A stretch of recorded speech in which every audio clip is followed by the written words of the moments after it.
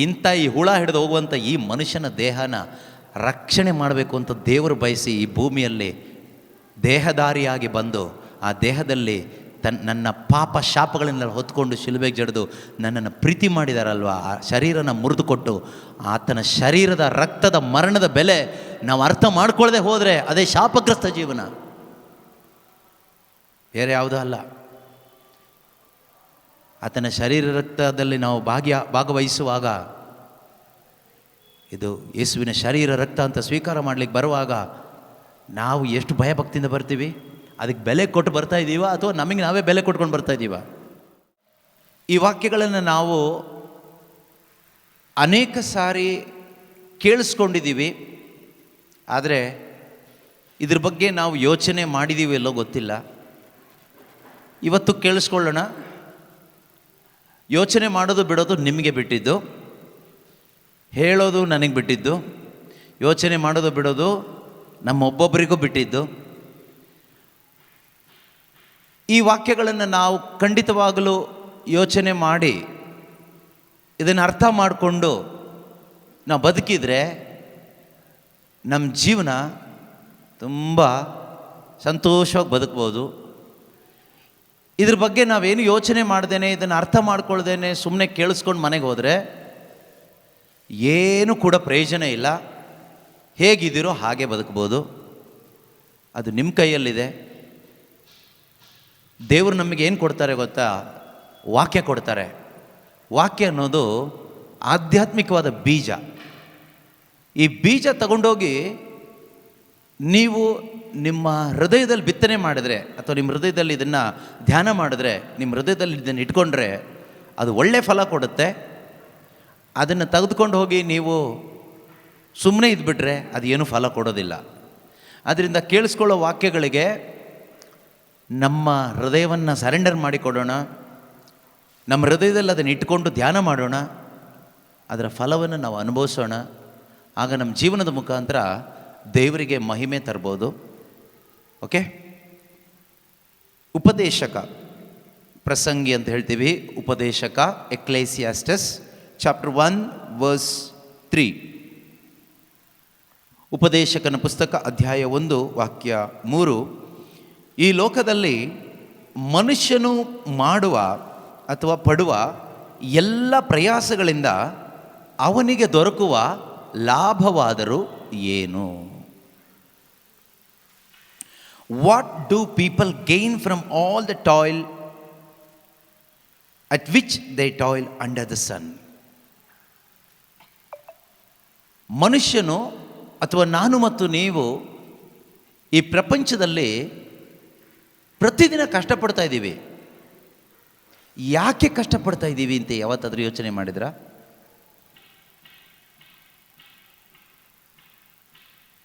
ನೀವೆಲ್ಲರೂ ಕಷ್ಟಪಡ್ತೀರಾ? ದುಡಿತೀರಾ? ದುಡಿತೀರಿ. ಪ್ರಾರ್ಥನೆ ಮಾಡ್ತೀರಾ? ಪ್ರಾರ್ಥನೆ ಮಾಡ್ತೀವಿ, ದುಡಿತೀವಿ, ಕಷ್ಟಪಡ್ತೀವಿ. ಯಾಕೆ ಅಷ್ಟೊಂದು ಕಷ್ಟಪಟ್ಟು ದುಡಿಮೆ ಮಾಡಿ ಮಕ್ಕಳಿಗೆಲ್ಲ ಓದಿಸಿ ಅವರು ಆಮೇಲೆ ಕೆಲಸ ಮಾಡಿ, ನೀವು ಕೆಲಸ ಮಾಡಿ, ಕೂಲಿ ಮಾಡಿ, ಕಷ್ಟಪಟ್ಟು ನೀವೇ ಹೇಳ್ತೀರಲ್ವ, ನಾವು ಬೆವ್ರನ್ನ ರಕ್ತ ಮಾಡಿ ನಮ್ಮ ಮಕ್ಕಳಿಗೆ ಓದಿಸಿದ್ವಿ, ಕಷ್ಟಪಟ್ಟು ಬೆವರು ಸುರಿಸಿ ಸಂಪಾದನೆ ಮಾಡಿ ಮನೆ ಕಟ್ಟಿದ್ವಿ, ಎಷ್ಟು ಕಷ್ಟಪಟ್ಟಿದ್ದೀವಿ ಗೊತ್ತಾ, ಎಷ್ಟು ತ್ಯಾಗ ಮಾಡಿದ್ದೀವಿ ಗೊತ್ತಾ, ನಾವು ಎಷ್ಟು ಬಡತನದಿಂದ ಕಷ್ಟಪಟ್ಟು ಮೇಲೆ ಬಂದಿದ್ದೀವಿ ಗೊತ್ತಾ. ಈ ರೀತಿ ಎಲ್ಲ ಕರೆಕ್ಟ್ ನೀವು ಮಾಡಿದ್ದೀರಾ? ಯಾಕೆ ಮಾಡಿದ್ದೀರಾ? ಏನು ಲಾಭಕ್ಕಾಗಿ? ನಾವೆಷ್ಟು ಕಷ್ಟಪಟ್ಟು ಮಂಡಿ ಊರಿ ಪ್ರಾರ್ಥನೆ ಮಾಡಿ, ಉಪವಾಸ ಮಾಡಿ, ಪ್ರಾರ್ಥನೆ ಮಾಡಿ ಪ್ರಾರ್ಥನೆ ಮಾಡಿ ಪ್ರಾರ್ಥನೆ ಮಾಡಿ ಪ್ರಾರ್ಥನೆ ಮಾಡಿ ಮೇಲೆ ಬಂದಿರೋದು. ಕರೆಕ್ಟ್. ತುಂಬ ಸಂತೋಷ. ಪ್ರಾರ್ಥನೆ ಮಾಡಿ ಮಾಡಿ ಮೇಲೆ ಬಂದಿದ್ದೀರಾ. ತುಂಬ ಕಷ್ಟಪಟ್ಟು ಮೇಲೆ ಬಂದಿದ್ದೀರಾ. ತುಂಬ ತ್ಯಾಗ ಮಾಡಿ ನಿಮ್ಮ ಬೆವರನ್ನೆಲ್ಲ ರಕ್ತ ಮಾಡಿ ಸುರಿಸಿ ಮೇಲೆ ಬಂದಿದ್ದೀರಾ. ಅಥವಾ ನಿಮ್ಮ ಕುಟುಂಬವನ್ನು ಮೇಲೆ ತಗೊಂಡು ಬಂದಿದ್ದೀರಾ. ಏನು ಪ್ರಯೋಜನ ಆಯಿತು ಲಾಸ್ಟಿಗೆ? ಉಪದೇಶಕ ಈ ವಾಕ್ಯದ ಮುಖಾಂತರ ನಮಗೊಂದು ಪ್ರಶ್ನೆ ಕೇಳ್ತಾ ಇದ್ದೇನೆ, ಅಥವಾ ದೇವರು ನಮಗೆ ಈ ಪ್ರಶ್ನೆಯನ್ನು ಕೇಳ್ತಾ ಇದ್ದಾರೆ. ನಮ್ಮ ಮುಂದೆ ಈ ಪ್ರಶ್ನೆಯನ್ನು ದೇವರು ಇಡ್ತಾ ಇದ್ದಾರೆ. ಇವತ್ತು ಉತ್ತರ ನೀವೇ ಕೊಡಬೇಕು. ನನಗೆ ಗೊತ್ತಿಲ್ಲ ಏನು ಕೊಡಬೇಕು ಅಂತ. ನಾನು ನನ್ನ ಜೀವನದ ಉತ್ತರ ಮಾತ್ರ ಕೊಡ್ಬೋದು. ನನ್ನ ಜೀವನಕ್ಕೆ ಮಾತ್ರ ನಾನು ಉತ್ತರ ಕೊಡ್ಬೋದು. ನನ್ನ ಬದಲಿಗೆ ನೀವು ಕೊಡೋಕ್ಕಾಗೋದಿಲ್ಲ, ನಿಮ್ಮ ಬದಲಿಗೆ ನಾನು ಕೊಡೋಕ್ಕಾಗೋದಿಲ್ಲ. ಅಥವಾ ನನ್ನ ಹೆಂಡತಿ ಬದಲಿಗೂ ನಾನು ಕೊಡೋಕ್ಕಾಗೋದಿಲ್ಲ, ನನ್ನ ತಂದೆ ತಾಯಿ ಬದಲಿಗೂ ನನಗೆ ಉತ್ತರ ಕೊಡಲಿಕ್ಕಾಗೋದಿಲ್ಲ, ನನ್ನ ಜೊತೆಯಲ್ಲಿದ್ದ ಯಾರ ಬದಲಿಗೂ ನನಗೆ ಉತ್ತರ ಕೊಡಲಿಕ್ಕಾಗೋದಿಲ್ಲ. ಈ ಪ್ರಶ್ನೆಗೆ ನನಗೆ ಮಾತ್ರ ಉತ್ತರ ಕೊಡ್ಬೋದು ಈ ಪ್ರಶ್ನೆಗೆ. ಅದರ ಅರ್ಥ ಈ ಪ್ರಶ್ನೆಗೆ ನೀನು ಮಾತ್ರ ಉತ್ತರ ಕೊಡಬೇಕು. ನಿನ್ನ ಬದಲಿಗೆ ಇನ್ನೊಬ್ರು ಉತ್ತರ ಕೊಡ್ತಾರೆ ಅಂತ ಕಾಯಬೇಡ. ನಾವೆಷ್ಟೋ ಬಾರಿ ಬೇರೆಯವ್ರ ಮೇಲೆ ಎಕ್ಸ್ಕ್ಯೂಸ್ ಹೇಳ್ತೀವಿ, ಬೇರೆಯವ್ರ ಮೇಲೆ ಅಪವಾದ ಹಾಕ್ತೀವಿ. No excuse, no blaming on others. You should take the responsibility. ನೀನೇ ಜವಾಬ್ದಾರಿ ತಗೋಬೇಕು. ಅದಕ್ಕೆ ಪ್ರಶ್ನೆ ಕೇಳ್ತಾ ಇದ್ದಾರೆ, ಈ ಲೋಕದಲ್ಲಿ ಮನುಷ್ಯನು, ನೀನು, ನಾನು ಪಡುವ ಎಲ್ಲ ಪ್ರಯಾಸಗಳಿಂದ ನನಗೂ ನಿನಗೂ ಸಿಗುವ ಲಾಭ ಏನು? ಏನು ಲಾಭ ಸಿಗುತ್ತೆ? ಏನು ಲಾಭ ಸಿಗುತ್ತೆ ಅಂತ ಯೋಚನೆ ಮಾಡಿದ್ದೀರಾ? ನೀವು ಯೋಚನೆನೇ ಮಾಡಲಿಲ್ಲ, ಅದಕ್ಕೇ ತುಂಬ ಟೆನ್ಷನಲ್ಲಿ. ಕೆಲವರೆಲ್ಲ ಪೇಷಂಟ್ ಆಗಿಬಿಟ್ಟಿದ್ದೀರಾ, ಕೆಲವರೆಲ್ಲ ಸೂಸೈಡ್ ಮಾಡ್ಕೊಂಡು ಸತ್ತೇ ಹೋಗ್ಬಿಟ್ರು, ಇನ್ನು ಕೆಲವರು ಸೂಸೈಡ್ ಮಾಡ್ಲಿಕ್ಕೆ ಟ್ರೈ ಮಾಡಿ ಸಾಯಲಿಲ್ಲ, ಇನ್ನು ಕೆಲವರು ಏನೇನೋ ಆಗಿಬಿಟ್ರು. ಇದನ್ನು ಯೋಚನೆ ಮಾಡಿದರೆ ಉತ್ತರ ಸಿಕ್ಬಿಡುತ್ತೆ. ಉತ್ತರ ಯೋಬ ಹೇಳ್ತಾನೆ, ಅವನ ಜೀವನದಲ್ಲಿ ಅವನಿಗೆ ಬೇಕಾದಷ್ಟು ಆಸ್ತಿ ಪಾಸ್ತಿ ಇತ್ತು. 10 ಜನ ಮಕ್ಕಳಿದ್ರು, 7 ಜನ ಗಂಡ್ಮಕ್ಕಳು, 3 ಜನ ಹೆಣ್ಮಕ್ಕಳು.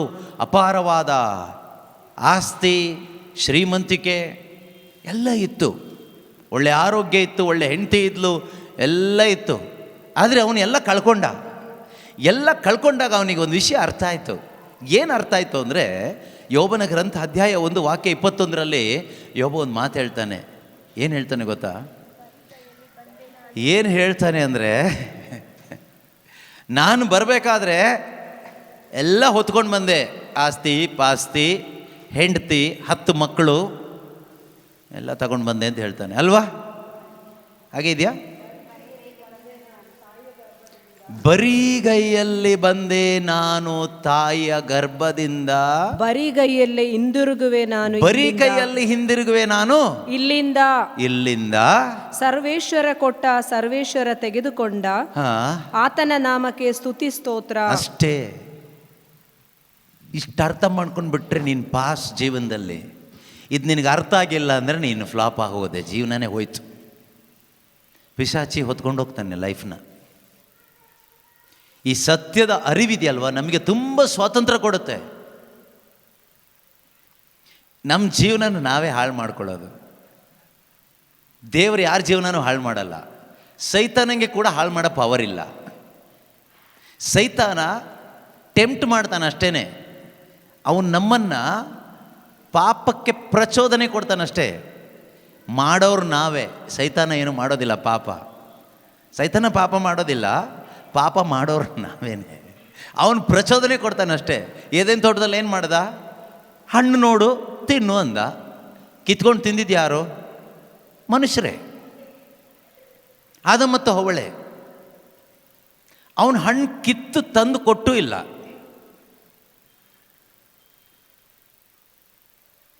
ಅವರೇ ಹೋಗಿ ಕಿತ್ಕೊಂಡು ತಿಂದರು. ಆ ಪಿಶಾಚಿ ಇವತ್ತು ಇದ್ದಾನೆ, ಅದೇ ಕೆಲಸನೇ ಮಾಡ್ತಾನೆ. ಯಾವ ಕೆಲಸ? ಹಣ್ಣು ತೋರಿಸೋದು. ಯಾವ ಹಣ್ಣನ್ನು ತೋರಿಸ್ತಾನೆ? ಯಾವ ಹಣ್ಣು ಗೊತ್ತಾ? ದೇವರು ಯಾವುದನ್ನು ಫಾರ್ಬಿಡನ್ ಮಾಡಿದಾರೋ, ಅಂದರೆ ದೇವರು ಯಾವುದನ್ನು ಮಾಡಬಾರ್ದು, ಬೇಡ ಅಂತ ಹೇಳಿದಾರೋ, ಫಾರ್ಬಿಡನ್ ಫ್ರೂಟ್, ದೇವರು ನಿರಾಕರಿಸಿದಂಥ ಹಣ್ಣು ಯಾವುದು ಗೊತ್ತಾ? ಈ ಲೋಕ. Do not love the world and things of the world. ಲೋಕವನ್ನಾಗಲಿ ಲೋಕದಲ್ಲಿ ಇರುವುದನ್ನಾಗಲಿ ನೀವು ಪ್ರೀತಿ ಮಾಡಬಾರ್ದು, ಇಷ್ಟಪಡಬಾರ್ದು, ಬಯಸಬಾರ್ದು. ಪಿಶಾಚಿ ಹೇಳ್ತಾನೆ, ಈ ಲೋಕದಲ್ಲಿ ನೀನು ಸುಖವಾಗಿ ಬದುಕಬೇಕಾ?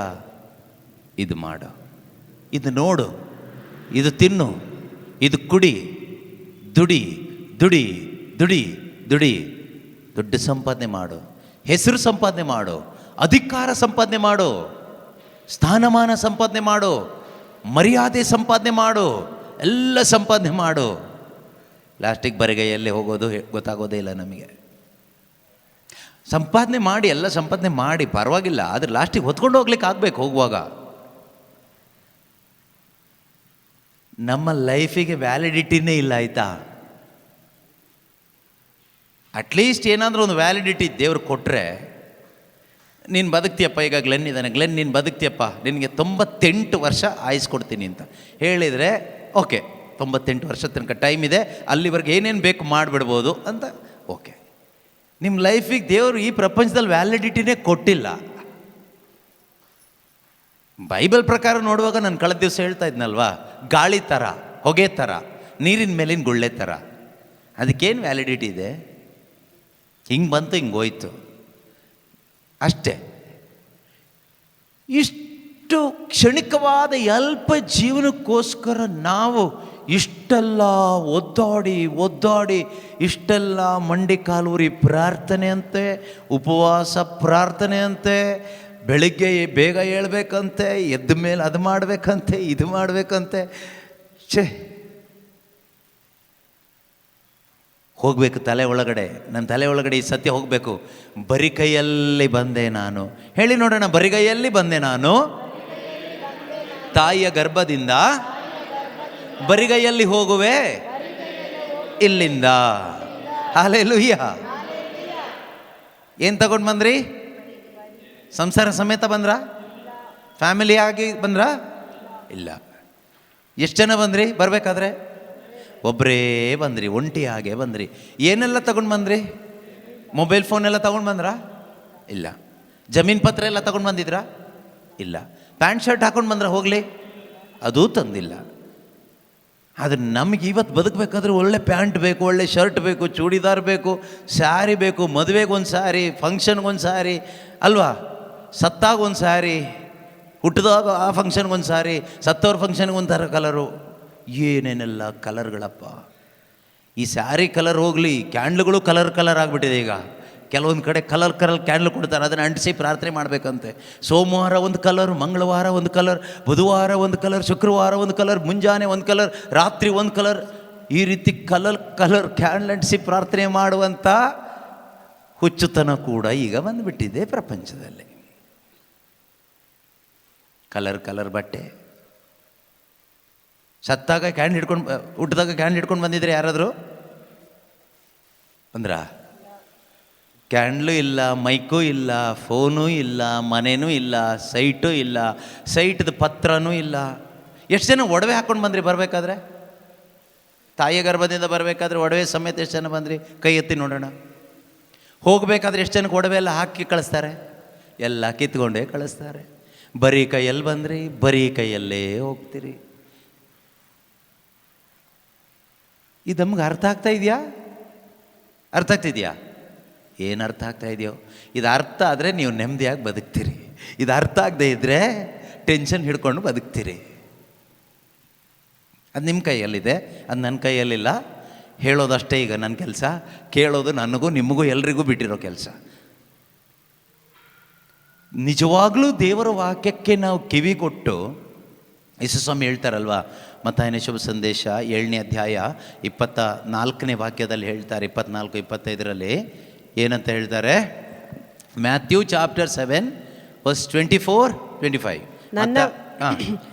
ನನ್ನ ಈ ಮಾತನ್ನು ಕೇಳಿ ಅದರಂತೆ ನಡೆಯುವ, ನನ್ನ ಈ ಮಾತನ್ನು ಕೇಳಿ ಅದರಂತೆ ನಡೆಯುವ ಪ್ರತಿಯೊಬ್ಬನು ಬಂಡೆಯ ಮೇಲೆ ಮನೆ ಕಟ್ಟಿಕೊಂಡ, ಪ್ರತಿಯೊಬ್ಬಳು ಬಂಡೆಯ ಮೇಲೆ ಮನೆ ಕಟ್ಟಿಕೊಂಡ ಬುದ್ಧಿವಂತನನ್ನು ಹೋಲುತ್ತಾನೆ. ಬುದ್ಧಿವಂತನಾಗ್ತಾನೆ. ಹಾಗಾದ್ರೆ ಬುದ್ಧಿವಂತರು ಯಾರು? ದೇವರ ದೃಷ್ಟಿಯಲ್ಲಿ ಬುದ್ಧಿವಂತರು ಯಾರು? ಈ ಏನು ವಾಕ್ಯ ಕೇಳಿಸ್ಕೊಳ್ತಾ ಇದ್ದೀರಲ್ವಾ, ದೇವರ ವಾಕ್ಯಗಳು, ಇದನ್ನು ನಿಮ್ಮ ಜೀವನದಲ್ಲಿ ಇದ್ರ ಮೇಲೆ ನೀವು ಬದುಕಬೇಕು. ಈ ವಾಕ್ಯದ ಮೇಲೆ ಬದುಕಬೇಕಂದ್ರೆ ಈ ವಾಕ್ಯದ ಪ್ರಕಾರ ಬದುಕಬೇಕು. ಅವ್ರು ಯಾರು ಗೊತ್ತಾ? ಬುದ್ಧಿವಂತರು. ದೇವರ ದೃಷ್ಟಿನಲ್ಲಿ, ಲೋಕ ದೃಷ್ಟಿನಲ್ಲಿ ಬುದ್ಧಿ ಇಲ್ಲದೆ ಇರೋರು. ನೀವು ಲೋಕ ದೃಷ್ಟಿನಲ್ಲಿ ಬುದ್ಧಿವಂತರಾಗ್ಲಿಕ್ಕೆ ಹೋದರೆ ದೇವರ ದೃಷ್ಟಿನಲ್ಲಿ ಮುಟ್ಟಾಳರಾಗ್ಬಿಡ್ತೀರಾ.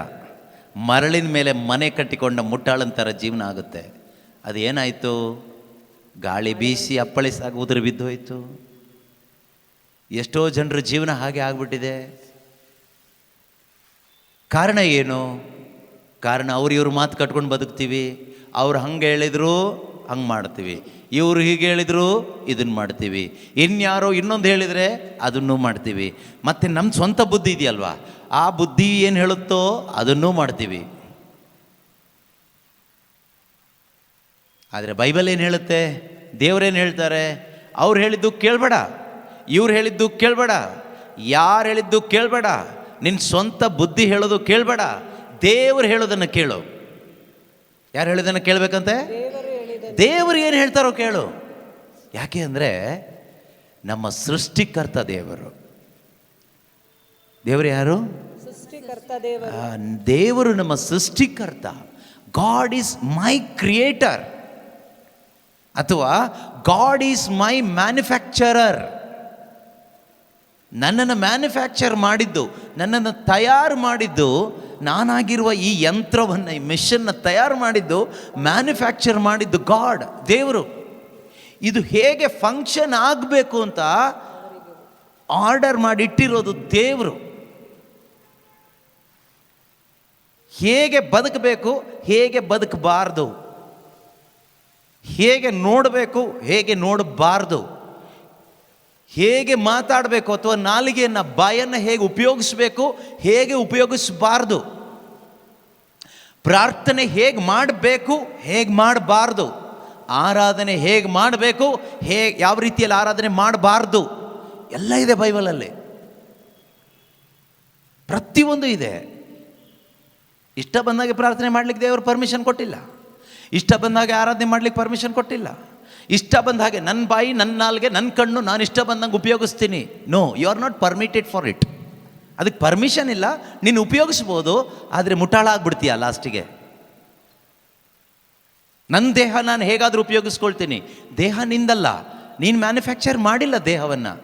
ನೋಡು, ಒಂದು ಟ್ರೈ ಮಾಡಿ ನೋಡು, ಒಂದು ದೇಹವನ್ನು ಮ್ಯಾನುಫ್ಯಾಕ್ಚರ್ ಮಾಡಿ ನೋಡೋಣ, ಒಂದು ಕಣ್ಣನ್ನು ರೆಡಿ ಮಾಡಿ ನೋಡೋಣ, ಒಂದು ತಲೆ ಕೂದಲನ್ನ, ಒರಿಜಿನಲ್ ತಲೆ ಕೂದಲು ರೆಡಿ ಮಾಡಿ ನೋಡೋಣ. ಬುದ್ಧಿವಂತರೆಲ್ಲ ಸೇರಿ ಪ್ರಾರ್ಥನೆ ಮಾಡಿ ಮಾಡಿ ಮಾಡಿ ಒಂದು ತಲೆ ಕೂದಲು ರೆಡಿ ಮಾಡಿ ನೋಡೋಣ. ಆಗಲ್ಲ. ನಮಗೆ ಒರಿಜಿನಲ್ ಆದ ದೇವರ ಸೃಷ್ಟಿ ಮಾಡಿದ ಹಾಗೆ ಇರುವಂತಹ ಯಾವುದನ್ನು ಮನುಷ್ಯನಿಗೆ ಕ್ರಿಯೇಟ್ ಮಾಡಲಿಕ್ಕೆ ಆಗೋದಿಲ್ಲ.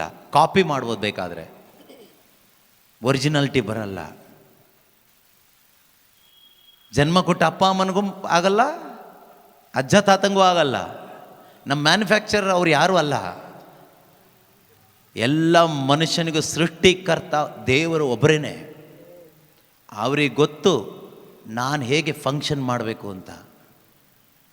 ಈಗ ಅವ್ರಿಗೆ ಗೊತ್ತು, ನನಗೆ ಗೊತ್ತಿಲ್ಲದಿದ್ರೆ ಡೇಂಜರ್ ಅದು. ಒಂದು ಮಿಷನ್ಗೆ ಅದನ್ನು ತಯಾರು ಮಾಡಿದವನೊಬ್ಬ ಇರ್ತಾನೆ. ಅವನು ಇನ್ಸ್ಟ್ರಕ್ಷನ್ ಕೊಡ್ತಾನೆ. ಅವನ ಇನ್ಸ್ಟ್ರಕ್ಷನ್ ಪ್ರಕಾರ ಮಿಷನ್ ಕೆಲಸ ಮಾಡಿದ್ರೆ ಸರಿಯಾಗಿ ಕೆಲಸ ಮಾಡುತ್ತೆ. ಈ ಮಿಷನ್ ಏನಾದರೂ ನನಗೆ ಗೊತ್ತು ನಾನು ಮಾಡ್ಕೊಳ್ತೀನಿ ಅಂತ ಹೇಳ್ಬಿಟ್ಟು ಮಾಡೋಕ್ಕೆ ಹೋದರೆ ಹಾಳಾಗಿ ಹೋಗುತ್ತೆ. ಎಷ್ಟೋ ಜನರ ಜೀವನ ಇವತ್ತು ಹಾಳಾಗಿ ಹೋಗ್ಲಿಕ್ಕೆ ಕಾರಣ ಏನು ಅಂದರೆ, ನನಗೆ ಗೊತ್ತು, I know I centred life will destroy you. Self centredness will destroy you. ಆಮೇಲೆ ನೀನು ಪ್ರಾರ್ಥನೆ ಮಾಡಿದ್ರು ಪ್ರಯೋಜನ ಇಲ್ಲ, ಉಪವಾಸ ಮಾಡಿದ್ರು ಪ್ರಯೋಜನ ಇಲ್ಲ, ಹಲ್ಲೆಲ್ಲೂಯಾ ವರ್ಕೌಟ್ ಆಗಲ್ಲ, ಪ್ರೈಸ್ ಲೋಡು ವರ್ಕೌಟ್ ಆಗೋದಿಲ್ಲ, ಬೈಬಲು ವರ್ಕೌಟ್ ಆಗೋದಿಲ್ಲ, ಯಾವುದು ವರ್ಕೌಟ್ ಆಗೋದಿಲ್ಲ. ಆ ಥರ ಒಂದು ಸಿಸ್ಟಮ್ ದೇವ್ರು ಇಟ್ಟಿಲ್ಲ. ಕೆಲವ್ರು ಹೇಳ್ತಾರಲ್ಲ, ಈ ಥರ ಆಗೋಗ್ಬಿಟ್ಟಿದೆ, ತುಂಬ ಪ್ರಾರ್ಥನೆ ಮಾಡ್ತಾಯಿದ್ದೀವಿ ಬ್ರದರ್, ಏನೂ ವರ್ಕೌಟ್ ಆಗ್ತಾ ಇಲ್ಲ. ಏನೂ ವರ್ಕೌಟ್ ಆಗಲ್ಲ. ಉಪವಾಸ ಮಾಡಿ ಪ್ರಾರ್ಥನೆ ಮಾಡ್ತಾಯಿದ್ದೀವಿ, ಆದರೂ ಏನೂ ಆಗ್ತಾಯಿಲ್ಲ, ಏನೂ ಆಗಲ್ಲ. ಡೈಲಿ ಬೈಬಲ್ ಓದ್ತಾ ಇದ್ದೀವಿ, ಏನೂ ಆಗ್ತಾಯಿಲ್ಲ, ಏನೂ ಆಗಲ್ಲ. ಏನು ಮಾಡಬೇಕೀಗ? ವಾಪಸ್ ಬಾ, ಕಮ್ ಬ್ಯಾಕ್, ರಿಪೇಂಟ್, ಮಾನಸಾಂತರ ಪಡು. ದುಂದುಗಾರ ಮಗ ವಾಪಸ್ ಬಂದ ಹಾಗೆ ತಂದೆ ಬಳಿಗೆ ವಾಪಸ್ ಬಾ. ಅಪ್ಪ, ನಾನು ಅಹಂಕಾರ ಪಟ್ಟು ನನ್ನಿಷ್ಟದ ಪ್ರಕಾರ, ಅವ್ರಿಷ್ಟದ ಪ್ರಕಾರ, ಅವ್ರ ಮಾತು ಕೇಳಿ, ಇವ್ರ ಮಾತು ಕೇಳಿ, ಊರವ್ರ ಮಾತು ಕೇಳಿ, ದೊಡ್ಡವ್ರ ಮಾತು ಕೇಳಿ ಹೋಗ್ಬಿಟ್ಟೆ, ಹಾಳಾಗೋದೆ. ಮರಳಿನ ಮೇಲೆ ಮನೆ ಕಟ್ಕೊಂಡೆ. ಆದರೆ ಯೇಸು ಸ್ವಾಮಿ ಏನು ಹೇಳ್ತಾರೆ? ಓದಿ. ನನ್ನ ಈ ಮಾತುಗಳನ್ನು ಕೇಳಿಯೂ, ನನ್ನ ಈ ಮಾತುಗಳನ್ನು ಕೇಳಿಯೋ ಅದರಂತೆ ನಡೆಯದ ಪ್ರತಿಯೊಬ್ಬನು, ನಡೆಯುವ ಫಸ್ಟ್ ಬೇಕು ಈಗ ನನಗೀಗ. ನನ್ನ ಈ ಮಾತನ್ನು ಕೇಳಿಯೂ ಅದರಂತೆ ನಡೆಯುವ ಪ್ರತಿಯೊಬ್ಬನು ಬಂಡೆಯ ಮೇಲೆ ಮನೆ ಕಟ್ಟಿಕೊಂಡ. ಎಲ್ಲಿ ಮನೆ ಕಟ್ಟಿಕೊಂಡ? ಬಂಡೆಯ ಮೇಲೆ. ಬಂಡೆ ಮೇಲೆ. ಆ ಬಂಡೆ ಯೇಸು. ಆ ಬಂಡೆ ಯೇಸು. ಯೇಸು ಆಗಿರ್ತಕ್ಕಂಥ ಬಂಡೆಯ ಮೇಲೆ, ವಿಶ್ವಾಸದ ಬಂಡೆಯ ಮೇಲೆ ಮನೆ ಕಟ್ಟಿಕೊಂಡ ಬುದ್ಧಿವಂತನನ್ನು ಹೋಲುತ್ತಾನೆ. ಮಳೆ ಬಿತ್ತು, ನೆರೆ ಬಂತು. ಮಳೆ ನೆರೆ ಎಲ್ಲ ಯಾವ್ದು ಗೊತ್ತಾ? ಗಾಳಿ ಬೀಸಿ ಆ ಮನೆಗೆ ಅಪ್ಪಳಿಸಿ. ಯಾವುದು ಆ ಮಳೆ, ನೆರೆ, ಗಾಳಿ ಇದೆಲ್ಲ ಯಾವ್ದು ಗೊತ್ತಾ? ಈ ಲೋಕದಲ್ಲಿ ಉಂಟಾಗುವ ಶೋಧನೆಗಳು, ಸಂಕಟಗಳು, ಪ್ರಚೋದನೆಗಳು ಎಲ್ಲವೂ ಕೂಡ. ಇದೇನೇ ಬಂದರೂ ಕೂಡ ವಾಕ್ಯ ಹೇಳುತ್ತೇನಂತ? ಆದರೂ ಅದು ಬೀಳಲಿಲ್ಲ. ಆದರೂ ಅದು ಕದಲಲಿಲ್ಲ, ಅದು ಬೀಳಲಿಲ್ಲ. ಕಾರಣ ಅದರ ಅಡಿಗಟ್ಟು ಬಂಡೆಯ ಮೇಲಿತ್ತು. ಕಾರಣ ಅದು ಮನೆದು ಕ್ವಾಲಿಟಿ ಅಲ್ಲ, ಫೌಂಡೇಶನ್ ಕ್ವಾಲಿಟಿ. ಹಲ್ಲೆಲೂಯಾ. ಅರ್ಥ ಆಗ್ತಿದೆ ಯಾಕೆ ಬೀಳಲಿಲ್ಲ? ನಿಮ್ಮ ಕ್ವಾಲಿಟಿ ಲೈಫ್ ನಿಮ್ಮನ್ನ ಪಲ್ಟಿ ಹೊಡಿಸುತ್ತೆ. ಕೆಲವ್ರು ಹೇಳ್ತಾರಲ್ವ, ಅವ್ರು ಒಳ್ಳೆ ಕ್ವಾಲಿಟಿ ಲೈಫ್ ಲೀಡ್ ಮಾಡಿದ್ರು, ಯಾಕೆ ಹಿಂಗಾದ್ರು? ಅವ್ರ ಕ್ವಾಲಿಟಿನೇ ಅವ್ರನ್ನ ಹಾಳು ಮಾಡ್ತು. ನಮ್ಮ ಕ್ವಾಲಿಟಿ ವರ್ಕೌಟ್ ಆಗಲ್ಲ, ನಮ್ದು ಯಾವುದು ವರ್ಕೌಟ್ ಆಗೋದಿಲ್ಲ. ಬಂಡೆ ಮೇಲೆ ಇದೆಯಾ ಜೀವನ? ಬೈಬಲ್ ಹೇಳುತ್ತೆ, ಯೇಸು ಕ್ರಿಸ್ತನೇ ಆ ಬಂಡೆ. ಯಾರು ಆ ಬಂಡೆ? ಹೇಗ ಬಂಡೆ ಮೇಲೆ ಕಟ್ಕೊಳ್ಳೋದು?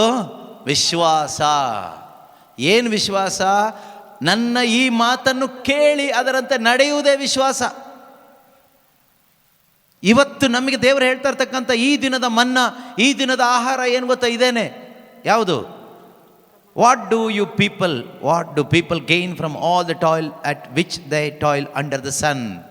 ಈ ಲೋಕದಲ್ಲಿ ಮನುಷ್ಯನು ಪಡುವ ಎಲ್ಲ ಪ್ರಯಾಸದಿಂದ ಅವನಿಗೆ ದೊರಕುವ ಲಾಭ ಏನು? ಏನು ಲಾಭ ಇಲ್ಲ. 5 ಪೈಸೆ ಲಾಭ ಇಲ್ಲ. ಆದ್ರೂ ನಾವು ಒದ್ದಾಡ್ತೀವಿ, ಟೆನ್ಷನ್ ಮಾಡ್ಕೊಳ್ತೀವಿ ಅಲ್ವಾ? ಕೆಲವ್ರು ಹೇಳ್ತಾರಲ್ವ, ನಾವು ಇಷ್ಟೆಲ್ಲ ಕಷ್ಟಪಡ್ತಾ ಇದ್ದೀರಲ್ವ, ಯಾರಿಗೋಸ್ಕರ ಬ್ರದರ್? ಅದನ್ನೇ ದೇವರು ಕೇಳ್ತಾರೆ, ಅದು ಯಾರಿಗೋಸ್ಕರ ಅಂತ. ಕೆಲವು ಟೈಮ್ ಮಕ್ಕಳು ನಮ್ಮ ಮಾತು ಕೇಳದೇ ಇದ್ದಾಗ, ಅವ್ರ ಜೀವನ ಏನೋ ಹಾಳಾಗಿ ಹೋದಾಗ ಅಪ್ಪ ಅಮ್ಮಂದ್ರು ಎದೆ ಬಡ್ಕೊಂಡು ಹತ್ಕೊಂಡು ಕೇಳ್ತಾರೆ, ಬ್ರದರ್ ನಾವು ಎಷ್ಟು ಕಷ್ಟಪಟ್ಟು ಇಷ್ಟೆಲ್ಲ ಮಾಡ್ತೀವಲ್ಲ, ಯಾರಿಗೋಸ್ಕರ ಬ್ರದರ್? ದೇವರು ಅದೇ ಪ್ರಶ್ನೆ ಕೇಳ್ತಾರೆ, ನಿನಗೆ ಯಾರಿಗೋಸ್ಕರಪ್ಪ ಅಂತ. ಯಾರಿಗೋಸ್ಕರ? ಗಂಡ ಹೆಂಡತಿ ಮಧ್ಯದಲ್ಲಿ ಗಲಾಟೆ ಬಂದಾಗ ಗಂಡ ಹೇಳ್ತಾನೆ, ಇಲ್ಲ ಹೆಂಡತಿ ಹೇಳ್ತಾರೆ ದೇವ್ರ ಮುಂದೆ, ದೇವರೇ ನನ್ನ ಗಂಡಂಗೋಸ್ಕರ ನಾನು ಇಷ್ಟೆಲ್ಲ ಕಷ್ಟಪಡ್ತಾಯಿದ್ದೀನಿ, ಅಥವಾ ನಾನು ಇಷ್ಟೆಲ್ಲ ಕಷ್ಟಪಟ್ಟು ಮನೇಲಿ ಆ ಕೆಲಸ ಈ ಕೆಲಸ ಅದು ಇದು ಅಂತೆಲ್ಲ ಮಾಡ್ತೀನಲ್ವ, ಯಾರಿಗೋಸ್ಕರ ದೇವರೇ? ನನ್ನ ಗಂಡಂಗೋಸ್ಕರ ಅಲ್ವಾ? ಆದ್ರೆ ಹಿಂಗೆ ಮಾಡ್ಬೋದಾ? ದೇವ್ರು ಕೇಳ್ತಾರೆ, ನೀನು ಈ ರೀತಿ ಪ್ರಶ್ನೆ ಕೇಳ್ಬೋದಾ ನನಗೆ? ಒಬ್ಬರನ್ನು ಬಿಡಲ್ಲ ದೇವರು. Every knee shall bow, every tongue confess that Jesus Christ is Lord and you are not the Lord. There is only one Lord. ಎಲ್ಲ ಮೊಣಕಾಲು ಊರಬೇಕು, ಎಲ್ಲ ನಾಲಿಗೆ ಹೇಳಬೇಕು, ಯೇಸು ಕ್ರಿಸ್ತನೇ ಪ್ರಭು, ಆತನೊಬ್ಬನೇ ಪ್ರಭು, ನೀನು ಪ್ರಭು ಅಲ್ಲ. ನೀವೇನೋ ದೊಡ್ಡ ಇವರು ಅಂದ್ಕೊಂಡಿದ್ದೀರಿ, ಅದಕ್ಕೇ ನಿಮಗೆ ಬೇಜಾರಾಗೋದು, ಕೋಪ ಬರೋದೆಲ್ಲ. ನೀವೇನು ಅಲ್ಲ ಅಂತ ಅರ್ಥ ಆದರೆ ಪಾಸ್ ಆಗುತ್ತೆ ಜೀವನ. ನಾನೇನೂ ಅಲ್ಲ, ನೀರಿನ ಮೇಲಿನ ಗುಳ್ಳೆ, ನಾನು ಕೇವಲ ಮಣ್ಣಿನ ಮಡಕೆ, ಯಾವಾಗ ಹೊಡೆದೋಗುತ್ತೋ ಗೊತ್ತಿಲ್ಲ, ಕುಂಬಾರ ದೇವರು, ಅಷ್ಟೇ ಅಷ್ಟೇ ಜೀವನ. ಅಷ್ಟು ತಿಳ್ಕೊಂಡು ಬದುಕಿದ್ರೆ ಬಂಡೆ ಮೇಲೆ ನಮ್ಮ ಮನೆ ಥರ ಇರುತ್ತೆ. ಮನೆ ತಗೊಂಡೋಗಿ ಬಂಡೆ ಮೇಲೆ ಇಡಬೇಕು, ಆ ಬಂಡೆ ಉಳಿಸೋದು ನಮ್ಮನ್ನು. ಮನೇನ ಯಾವುದ್ರಲ್ಲಿ ಕಟ್ಟಿದ್ದೀರಿ ಅನ್ನೋದು ಮುಖ್ಯ ಅಲ್ಲ, ಮನೆ ಎಲ್ಲಿ ಕಟ್ಟಿದ್ದೀರಿ ಅನ್ನೋದು ಮುಖ್ಯ. ಏಸು ಆಗಿರ್ತಕ್ಕಂಥ ಬಂಡೆ ಮೇಲೆ ಇದೆಯಾ ಅಥವಾ ಯಾವುದೋ ಮರಳು ಮೇಲೆ ಕಟ್ಟಿಕೊಂಡಿದೆಯಾ? ಮರಳು ಯಾವುದು? ಮರಳು ಯಾವುದು ಕೇಳಿದರೆ ಏಸು ಕ್ರಿಸ್ತರ ಅಲ್ಲದೆ ನೀನು ಯಾವುದ್ರ ಮೇಲೆ ಕಟ್ಕೊಂಡ್ರೂ ಅದು ಮರಳೇನೆ.